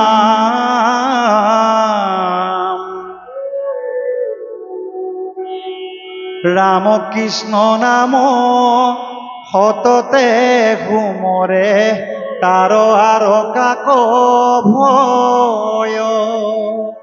আপোনাৰ মোৰ জীৱনত যিবিলাক ভয় ভাৱ আছে, এই ভয় ভাৱবিলাক দূৰতে বিদূৰ হৈ যাব যেতিয়া আপোনাৰ কৃষ্ণ আপোনাৰ সহিত বান্ধৱ হ'ব। কৃষ্ণৰ নাম জপোঁতে জপোঁতে আপোনাৰ মনৰ পৰা যিখিনি ভয় বা অন্য কিবা প্ৰভাৱ আছিলে সেই প্ৰভাৱখিনি নাশ হৈ যাব। এ ৰাম ৰাম কৃষ্ণ নাম কীৰ্তনে সমস্ত বিঘিনি নাশ কৰয় জয়। আমাৰ জীৱনলৈ বিপদ বিঘিনি অহাটো স্বাভাৱিক। প্ৰাৰব্ধ কৰ্মৰ দ্বাৰা আমাৰ জীৱনলৈ বিপদ বিঘিনি আহিব পাৰে। এই বিপদ বিঘিনিৰ পৰা বাচিবলৈ হ'লে কৃষ্ণ নাম আমি জপ কৰিব লাগিব, কৃষ্ণ নাম আমি ল'ব লাগিব। যে ৰামকৃষ্ণ নামৰ কীৰ্তনে সমস্ত বিঘিনি নাশ কৰে। আমাৰ বিপদ বিঘিনিলে আমাৰ সদা সৰ্বদা ভয় থাকে, সেই ভয়খিনি ৰামকৃষ্ণ নামৰ দ্বাৰা আমাৰ সদায় নাশ হ'ব বুলি কৈছে। তাৰ পৰা কৈছে কি, এ ৰাম ৰাম কৃষ্ণ নাম কীৰ্তন প্ৰভাৱে হৰিৰ বল্লভ হয়। ৰামকৃষ্ণৰ নাম আমি যেতিয়া অতি শ্ৰদ্ধা ভক্তিৰে শ্ৰৱণ কীৰ্তন কৰি থাকিম, হৰি অত্যন্ত প্ৰিয় পাত্ৰ হৈ আমি উঠিম। আমি কাৰোবাৰ প্ৰিয় পাত্ৰ হ'বৰ কাৰণে ইমান সেৱা শুশ্ৰূষা কৰোঁ, স্বাৰ্থ সিদ্ধিৰ কাৰণে আনক সন্তোষ লগাকৈ মিঠা মিঠা বাক্য প্ৰয়োগ কৰি আনৰ লগত সম্বন্ধ গঢ়োঁ। কিন্তু যিদিনাখনেই আমি ঈশ্বৰ কৃষ্ণ ভগৱন্তৰ নিস্বাৰ্থভাৱে ঈশ্বৰৰ নাম গুণ গাবলৈ ধৰিম, হৰিৰ আমি অত্যন্ত প্ৰিয় পাত্ৰ হ'ম বুলি শাস্ত্ৰই উল্লেখ কৰিছে। আৰু শেষত কৈছে, এ ৰাম ৰাম কৃষ্ণ নাম কীৰ্তন কৰিয়া হৰি কবৈশ্য কৰয় জয়।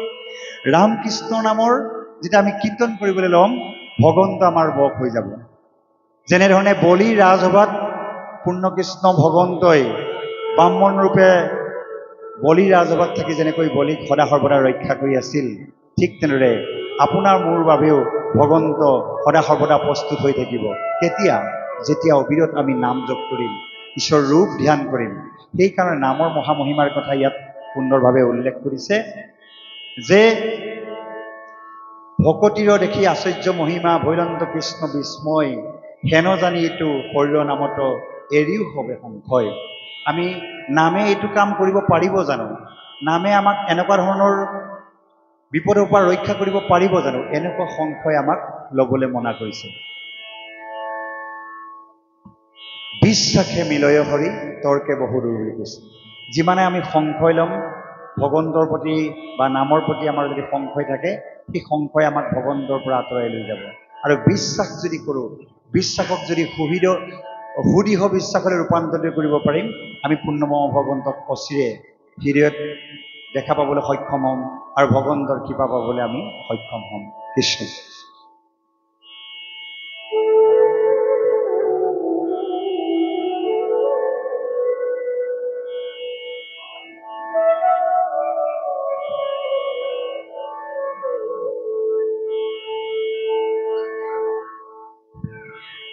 পদ এ ৰাম নিগদতি হুক শুনি উক নিপবৰ, ভকতৰ সন্তাপ দেখি পীতাম্বৰ,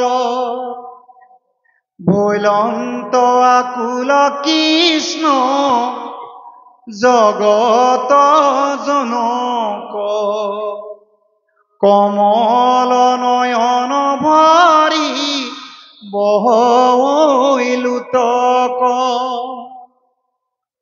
পীত বস্ত্ৰে মুচি মুখ তেজিয়া নিশাখ স্নেহে উদ্ৰৱক ধৰি বুলিলা শাখ তেজি চিন্তা চিত থিৰ কৰা মহাক্ষয় তজু দুখ দেখি সখী নহে হৃদয় ও ৰাম স্বৰূপে জানিলা তুমি আমাৰ আখয় বংশ কহংসৰিয়াৱে চলিলু নিশ্চয় সাধিলু ধব দেৱ তাৰ যত কাজ নাথাকিবই ঠাইত তোমাত কিবা লাজ এ ৰাম দ্বাৰকা নগৰ সাগৰত যাই বেত্ৰল মই গৈলে লোকত মিলিবে বিমংগল পিৰিবে দুৰ্জন কলি গুচিবে আচাৰ শুইবে অধৰ্মতৰ ৰাতি যতে পজাৰ তুমি আমি দুয়ো গইলে মিলিবে অনৰ্থ লুপ্ত হইব জ্ঞান ইটো ভকতিৰ পথ ওৰা মধমে পিড়িবে যাইবে লোক অধুগতি ভকতি ৰাখি তুমি থাকিও সম্পত্তি এ ৰাম মোৰ বচন ইটো নচাৰিবা তুমি শ্ৰৱণ কীৰ্তন পৱতায়া থাকা তুমি নভৈলে ভকতি তুমি যাইবে ৰখা তল মোৰ আজ্ঞা পালিয়া ৰখিও মহাবল হে প্ৰভু সমস্ত প্ৰাণকৃষ্ণ ভগৱন্তই উদ্ধৱক কৈছে হে উদ্ধৱ মোৰ লগতে যদি তোমাকো লৈ যাওঁ এই ধৰাধাম অত্যন্ত তথ্যবচ হ'ব যিহেতু ভকত আৰু ভগৱন্ত একাকাৰ য'ত মোৰ উদাৰ চৰিত্ৰৰ ভকত থাকিব য'ত মোৰ পবিত্ৰ গুণনাম শ্ৰৱণ কীৰ্তন হৈ থাকিব সেই ঠাই সমস্ত পাপ পংগলতা নাশ হ'ব আৰু সেই জীৱবিলাকে অচিৰেই গতি পাব আৰু যদি মই তোমাক মোৰ লগতে বৈকুণ্ঠলৈ লৈ যাওঁ এই সাংসাৰিক দুখ যন্ত্ৰণা ভোগ কৰি থকা জীৱবিলাকৰ অৱস্থা কি হ'ব উদ্ধৱ সেয়েহে এই বৈকুণ্ঠৰ প্ৰৱেশ কৰাৰ আগতেই মই তোমাক কেইটামান পালন কৰিবলগীয়া কথা কওঁ শুনা হে উদ্ধৱ যেতিয়াই মই এই ধৰাধাম ত্যাগ কৰি গুচি যাম পুনৰ হিংসা অসূয়া অপ্ৰীতি দুষ্ট দৈত্য তথা অসৎ ব্যক্তিসকলে অধৰ্ম আচৰণ কৰিব সেইকাৰণে তুমি আৰু ইয়াত থাকিব নালাগে মই বৈকুণ্ঠ প্ৰয়াণ হোৱাৰ লগে লগে এই দ্বাৰকা সমস্ত সাগৰত বুৰ যাব আৰু ইয়াত কিছু অমংগলে দেখা দিব আৰু দুৰ্জনসকলে সন্ত মহন্তসকলক অন্তৰত আঘাত দিব আৰু প্ৰজাবৰ্গকো শান্তিত থাকিবলৈ নিদিব সেয়েহে তুমি এই স্থান ত্যাগ কৰি ঈশ্বৰৰ গুণনাম প্ৰচাৰ প্ৰসাৰ কৰিবৰ কাৰণে তুমি একান্ত ভকতসকলৰ সং লোৱা আৰু মোৰ গুণনাম প্ৰচাৰ প্ৰসাৰ কৰা। আৰু তুমি থাকিলেহে এই ধৰাধামত ভকতি থাকিব, আৰু ভকতি থাকিলেহে এই সংসাৰখন, এই ধৰাধামত যি অন্যায় অত্যাচাৰ হৈছে, এই অন্যায় অত্যাচাৰৰ অৱসান ঘটিব। আৰু একান্ত ভকতসকলে অন্ততঃ সৎসংগত থাকি এই দুষ্ট দুৰ্জনসকলে কৰা হিংসা অসূয়াবিলাকৰ পৰা অন্ততঃ ঈশ্বৰৰ নাম লৈ ঈশ্বৰক ভজি এটা হিংসাশূন্য জীৱন কটাবলৈ সক্ষম হ'ব। সেইকাৰণে তোমাক মই আজ্ঞা কৰিছোঁ, তুমি এই ঠাইক ত্যাগ কৰি সমস্ত পৃথিৱী ভ্ৰমণ কৰি তুমি নাম ধৰ্ম প্ৰচাৰ প্ৰসাৰ কৰা। হে প্ৰভু, সমস্ত সেই উদ্ধৱৰ যি আদৰ্শ প্ৰাণকৃষ্ণ ভগৱন্তই দি থৈ গ'ল, সেয়েহে সেই আদৰ্শ শিৰোগত কৰিয়ে যুগে যুগে একান্ত ভকতসকলে বিভিন্ন ঠাইত ঈশ্বৰৰ পবিত্ৰ গুণৰ নাম প্ৰচাৰ প্ৰসাৰ কৰি জীৱৰ কল্যাণ সাধন কৰি আছে। ইয়াৰ পাছত আকৌ ক'ব,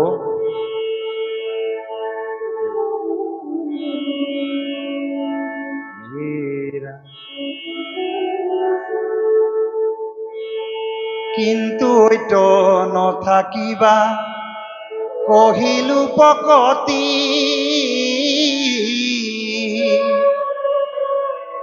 মুত চিত দিয়া ফুৰা পৃথিৱী পৈজত্ৰী, যত দেখা শুনা মায়া ময় স্বপ্ন সম, ও হৰিময় দেখি দূৰ কৰামতি ভ্ৰম, ও জ্ঞান কৰ্ম ভগতিক হিলু কৰি বেদ, ও ভগতি পৰম পন্থা দিৰু পৰিছেদ, নাহি কে উত্তম গতি ভগতিত পৰে, নিষ্ঠে কহু ভকতিতে মুকে বৈশ্য কৰে, ভকতিত পৰে আন নকৰিবা সখী, হেন শুনি উদ্ধৱে মুচিলা দুয়ো আখি, কৃষ্ণৰ চৰণ চাই তেজিলা নিশ্বাস, গদ গদ বাক্য বুলি লন্ত লাখে লাখ,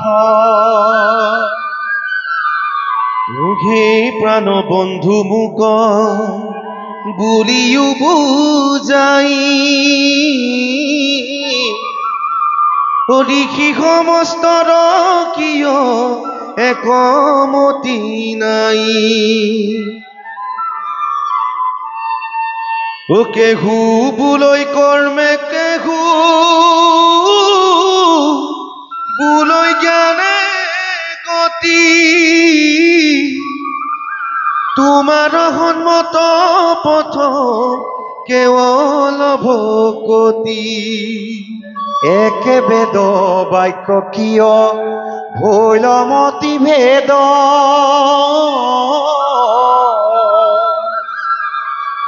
কিংকৰৰ কেশৱ সংশয় কৰা ছেদ, অনাদিশ্বৰ তুমি শিৱ সৰ্বজান, পৰিচ্ছেদ দাতা তুমি বিনে নাহি আন, ও মাধৱে ভুলন্ত সখী শুনিও সিদ্ধান্ত, তুমি মোৰ মহামিত্ৰ ভগত একান্ত হে পূৰ্ব প্ৰলয়ত নষ্ট ভৈৰৱেদ বাণী কহিলো ব্ৰহ্মাত মই উধাৰিয়া দি বেদে যেন কয় তাক শুনা প্ৰাণখী মায়াময় বেদ ধৰ্ম সবাকো পেখি কেৱলে আমাত মাত্ৰ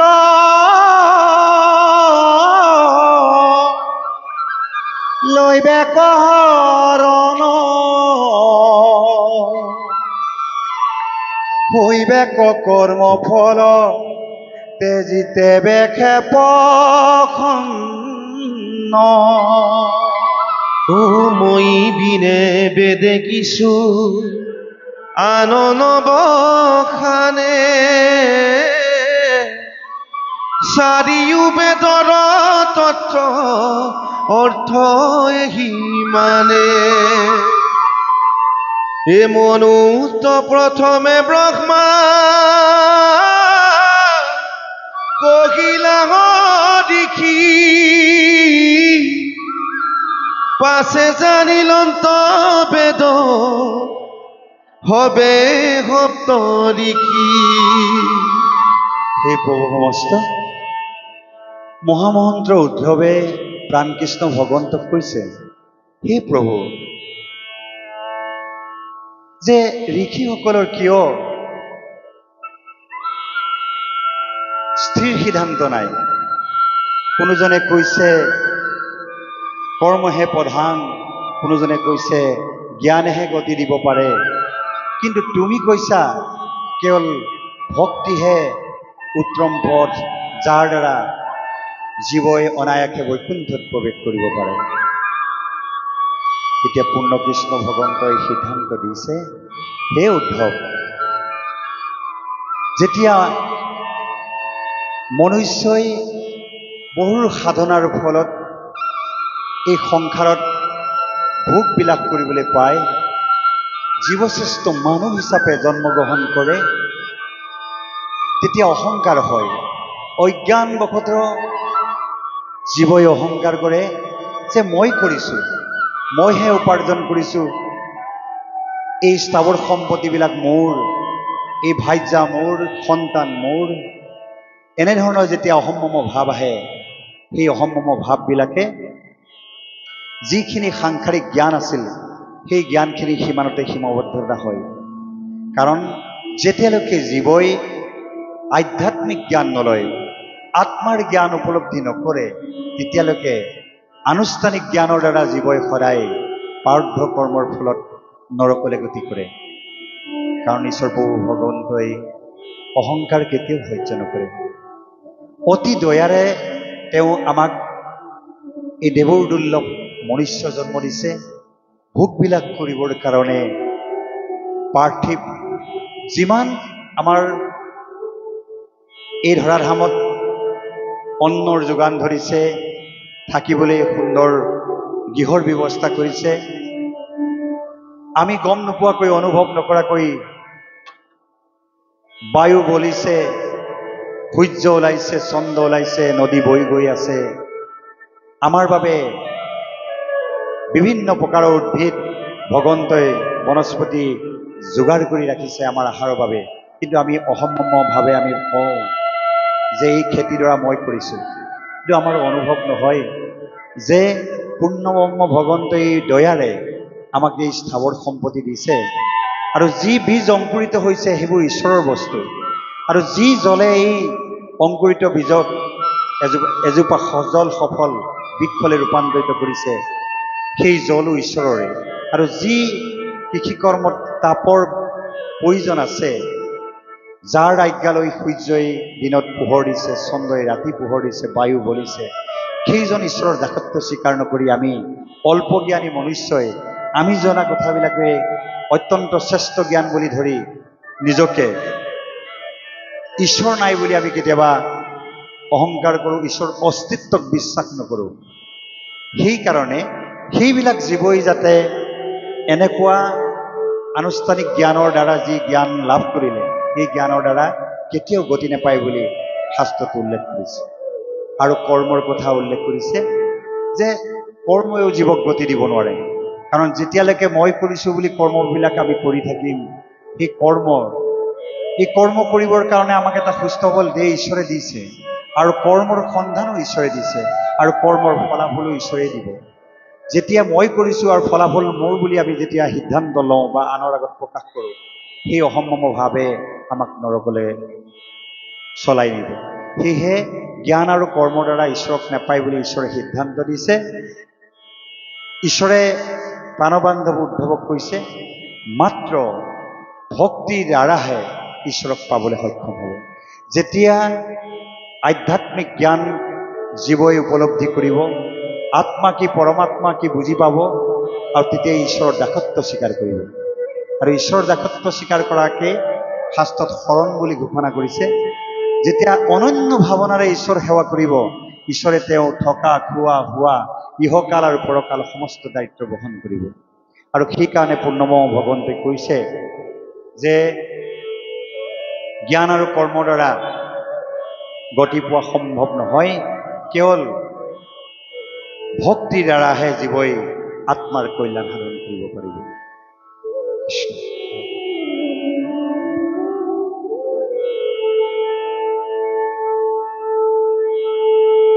হে ৰাম মাধৱে বুলন্ত সখী শুনিও সিদ্ধান্ত, তুমি মোৰ মহামিত্ৰ ভকত একান্ত,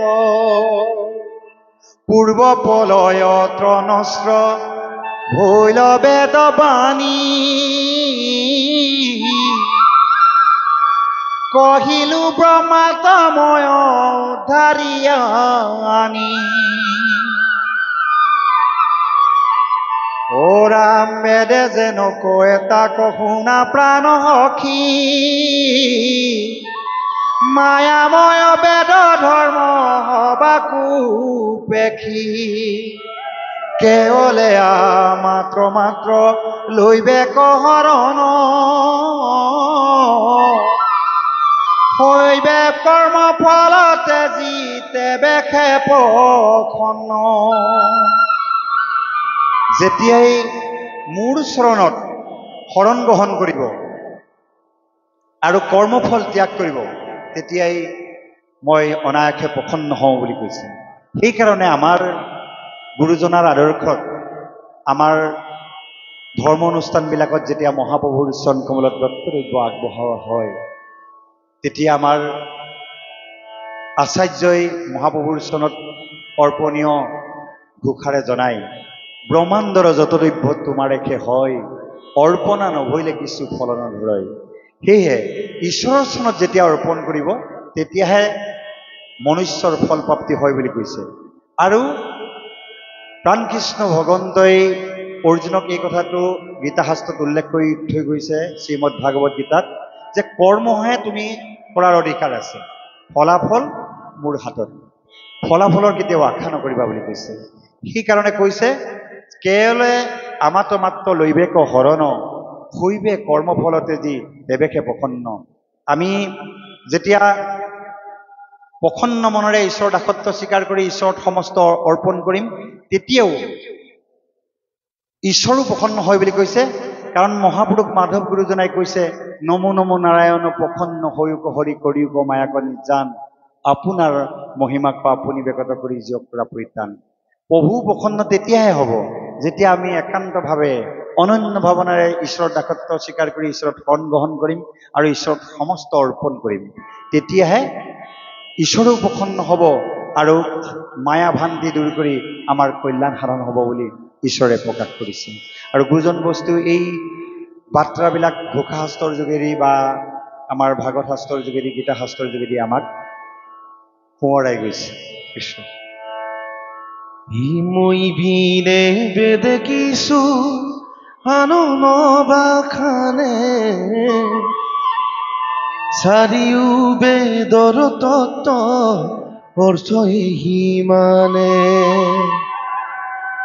ইমনুত প্ৰথমে ব্ৰহ্মা কহিলা হৰিষি পাছে জানিলন্ত বেদ হবে সপ্ত ঋষি ও তাত পাছে পাইলে সুৰসিদ্ধ নাগ অনন্তৰে বেদ কম নৈশ পাইলে লাগ যার যেন মতি করি বেদ কবাখ্যান নিজর অর্থ ভকতিত তেজি বুজয়ান কেহু বুলৈ বেদে কৈ যজ্ঞ ব্ৰত দানে কেহু বুলৈ ক্ষুদ্ৰ দেৱ পূজা তীৰ্থস্থানে কেহু বুলৈ বেদে কৈ জ্ঞানতে খে গতি গুণৰই চাই বুজে যাৰ যেন মতি হে প্ৰভু সমস্ত উদ্ধৱ মহামহন্তই কৈছে কাৰো লগত কাৰো কথাৰ সংগতি নাই কোনোজনে বেদে কৱে কেহু বোলে বেদে কৱে যজ্ঞব্ৰত দানে কেহু বোলে ক্ষুদ্ৰদেৱ পূজা তীৰ্থস্থানে কোনোৱে কয় তীৰ্থই শ্ৰেষ্ঠ কোনোৱে কয় দানেই শ্ৰেষ্ঠ কোনোৱে কৈছে যজ্ঞই শ্ৰেষ্ঠ আৰু কোনোৱে কৈছে ব্ৰতেই শ্ৰেষ্ঠ এই বিভিন্ন মাৰ্গবিলাক যে আগবঢ়াইছে ইয়াৰ পৰা অল্পমতি মনুষ্যই কেনেকৈ উপযুক্ত সিদ্ধান্ত লৈ নিজৰ সাংসাৰিক জীৱন যাপন আগবঢ়াব পাৰিব কেনেকৈ সঠিক মাৰ্গটো আদৰি ল'ব পাৰিব এই কথা উল্লেখ কৰিছে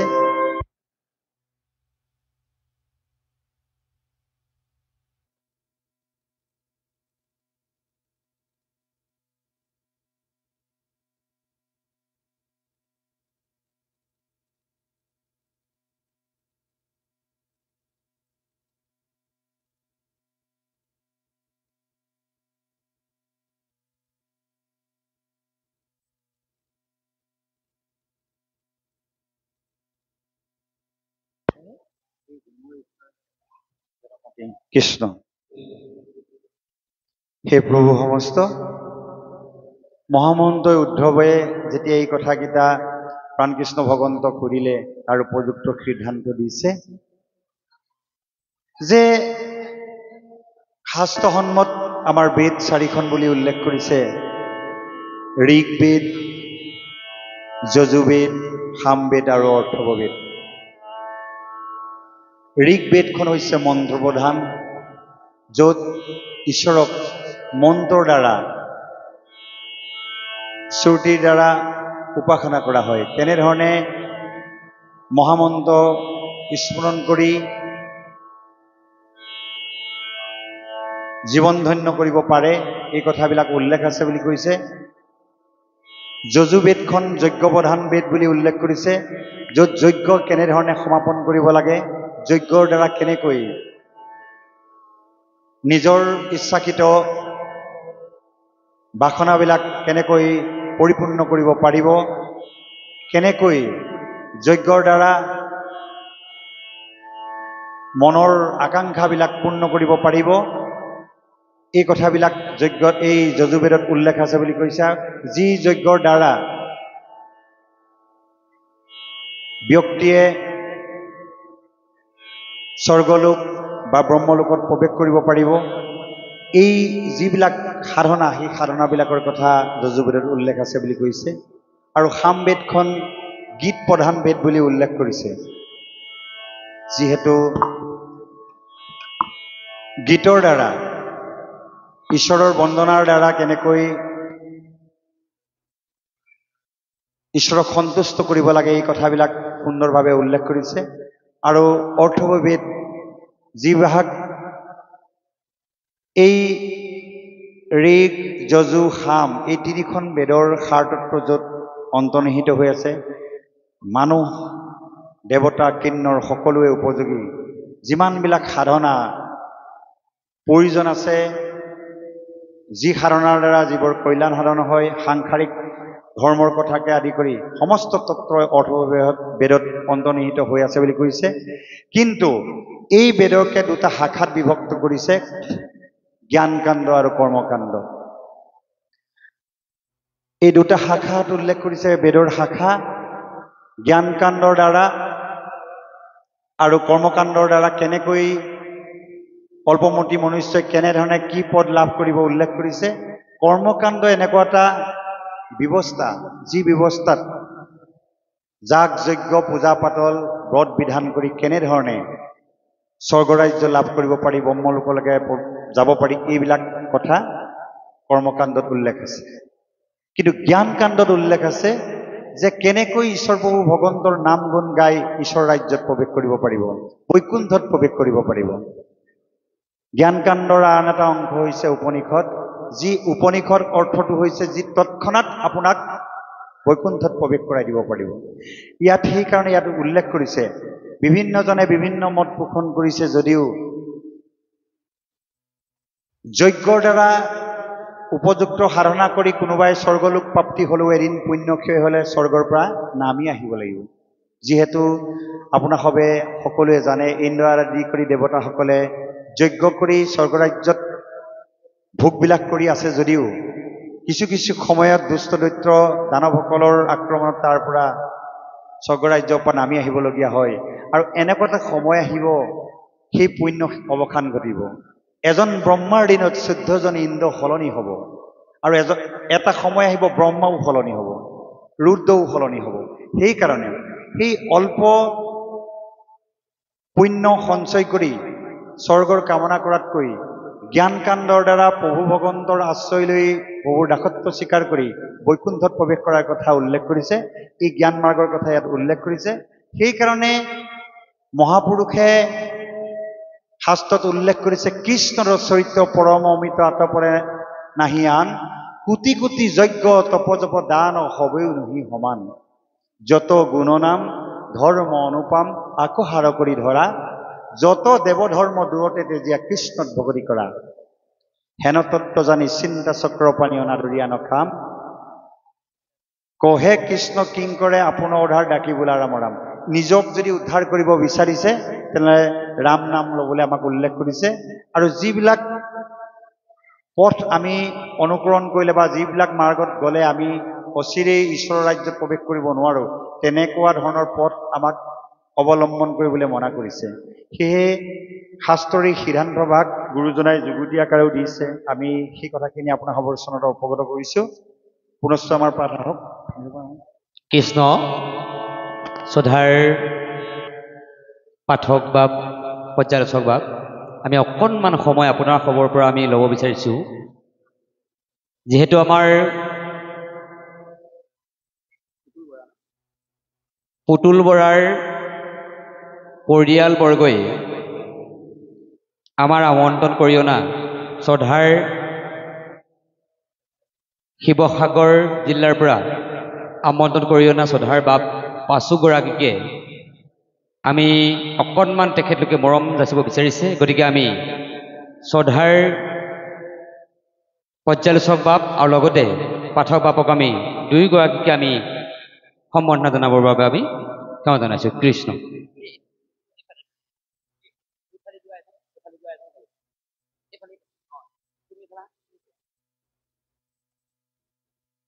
কৃষ্ণ ঔ হৰি ঔ ৰাম আৰু আমাৰ বাঁহীত সংগত কৰা বাপজনাও থিয় হৈ দিয়ক আৰু সিফালে আমাৰ দুগৰাকী থাকিলে আপোনালোকে দুইজন থিয় হৈ দিয়ক আমি তালৈকে পঠিয়াম কৃষ্ণ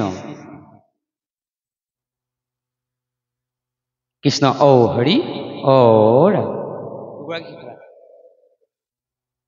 কৃষ্ণ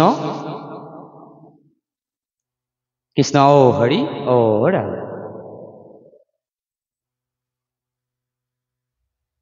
কৃষ্ণ ঔ হৰি ঔ ৰাম আমি আমাৰ মাজে মাজে অনুষ্ঠানবিলাক এনেধৰণে তেখেতলোকে প্ৰেৰণা আগবঢ়াব। গতিকে আমি শ্ৰদ্ধাৰ পাঠক বাপক আমি মাইক্ৰফোন আকৌ আগবঢ়াই দিছোঁ। কৃষ্ণ।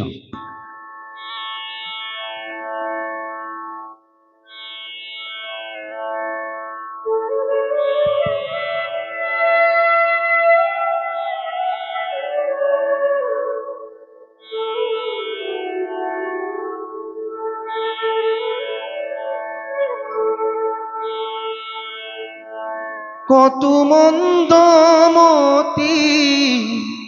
হাস্ত নকৰে বিচাৰ কৰৈ কুল ধৰ্ম পূৰ্ব পুৰুষ চাৰ তাকো এৰি লৈ কতু পাখণ্ডৰ মতি যাই মোক নপাৱে ধমধু গতি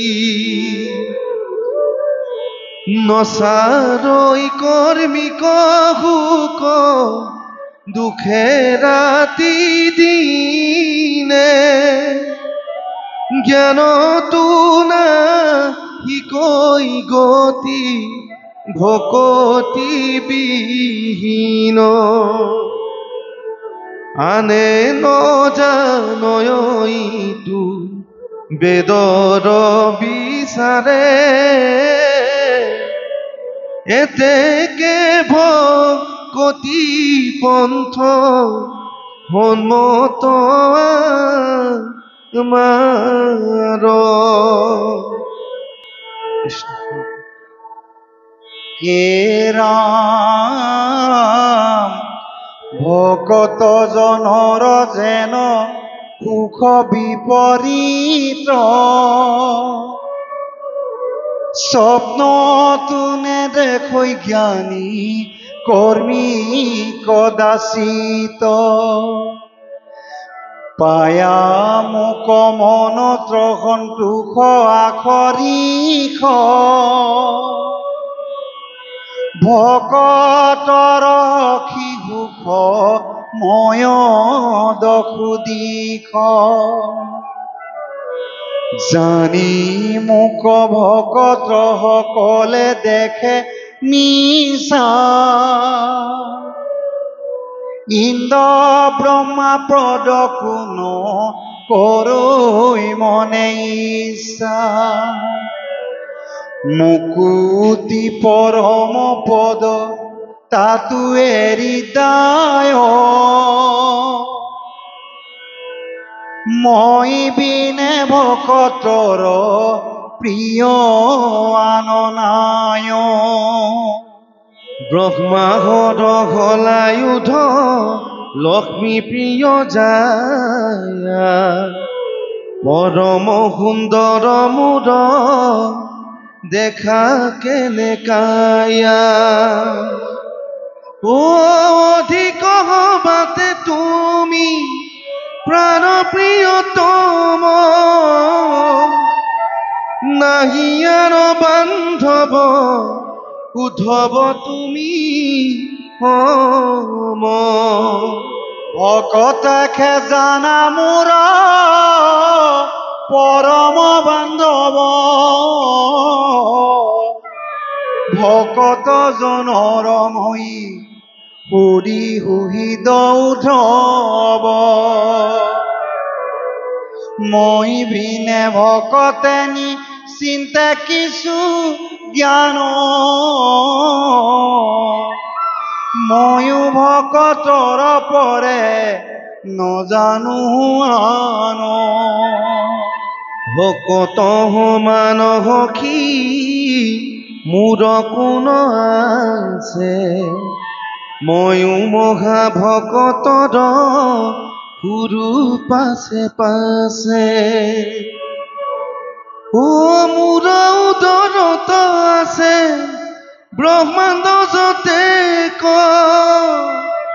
ভকতৰ ধূলা পৰি পবিত্ৰ পৈতে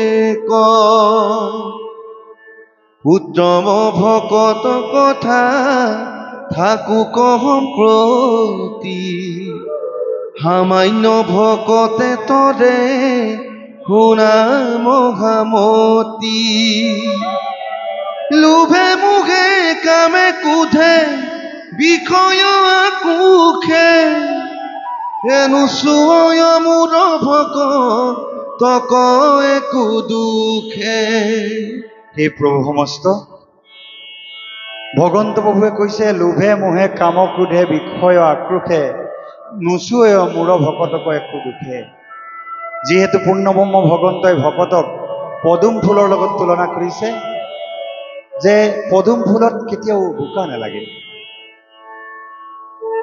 ভকতো তেনেকুৱা এটা অৱস্থা প্ৰাপ্ত হয় বুলি কৈছে, যেতিয়া ঈশ্বৰৰ নাম অবিৰত শ্ৰৱণ কীৰ্তন কৰি থাকে, সাংসাৰিক পাপ পংকিলতাৰ পৰা ভকত সদায় আঁতৰত থাকে।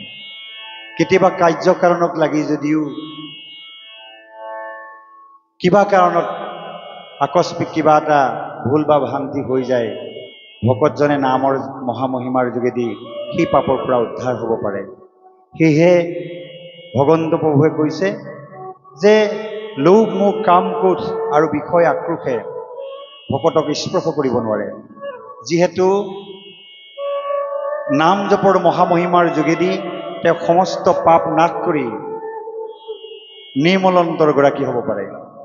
আৰু এভাগ কথা ইয়াত উল্লেখ কৰিছে, মই বিনে ভকতে নিশ্চিন্তে কিছু জ্ঞান, ময়ো ভকতৰ পৰে নদান হোৱান।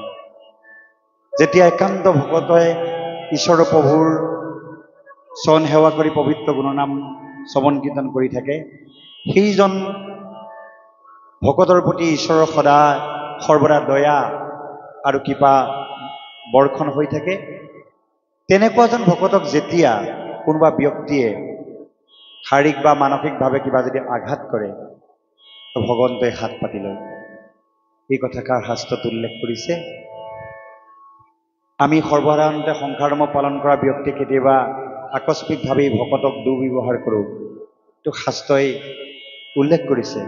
প্ৰাণকৃষ্ণ ভগৱন্তই মহামুনি নাৰদক কৈছে, এ ৰাম কহো হয়ত হয়ত মুনি কৰি অংগীকাৰ,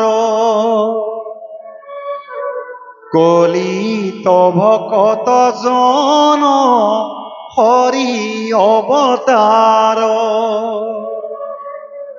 ভকততে পৰে শ্ৰেষ্ঠ বস্তু আন নাই, হৰি যাৰ পাছে পাছে মময় সদায়।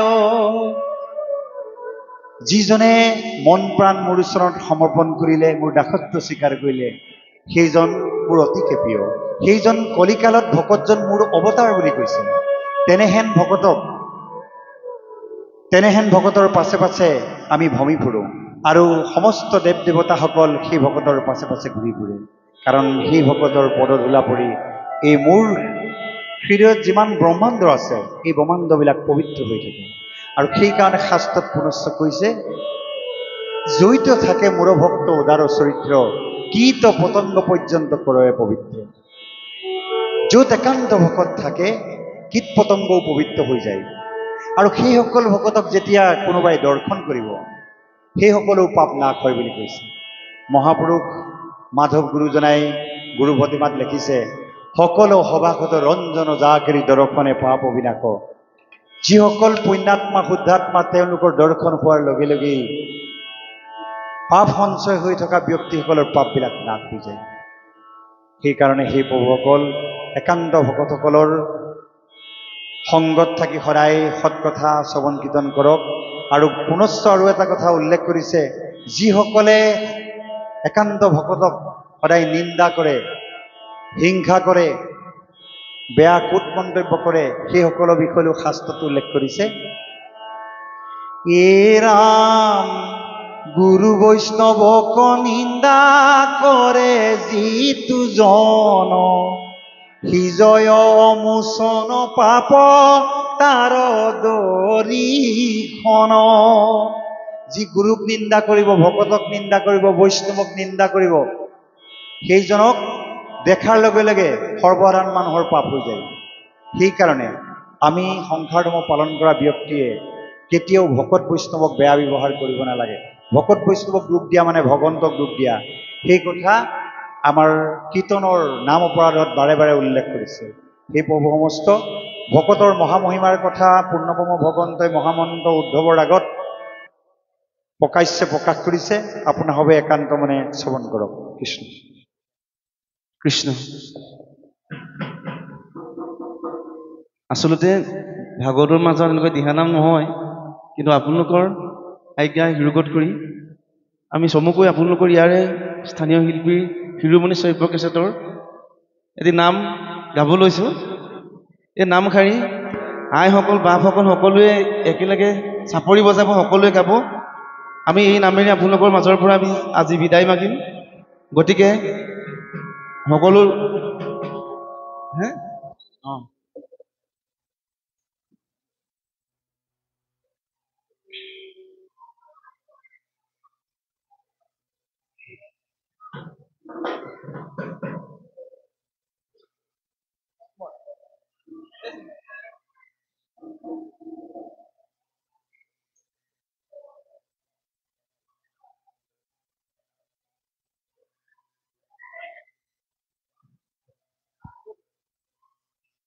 কৃষ্ণ দেই, যেনে তেনে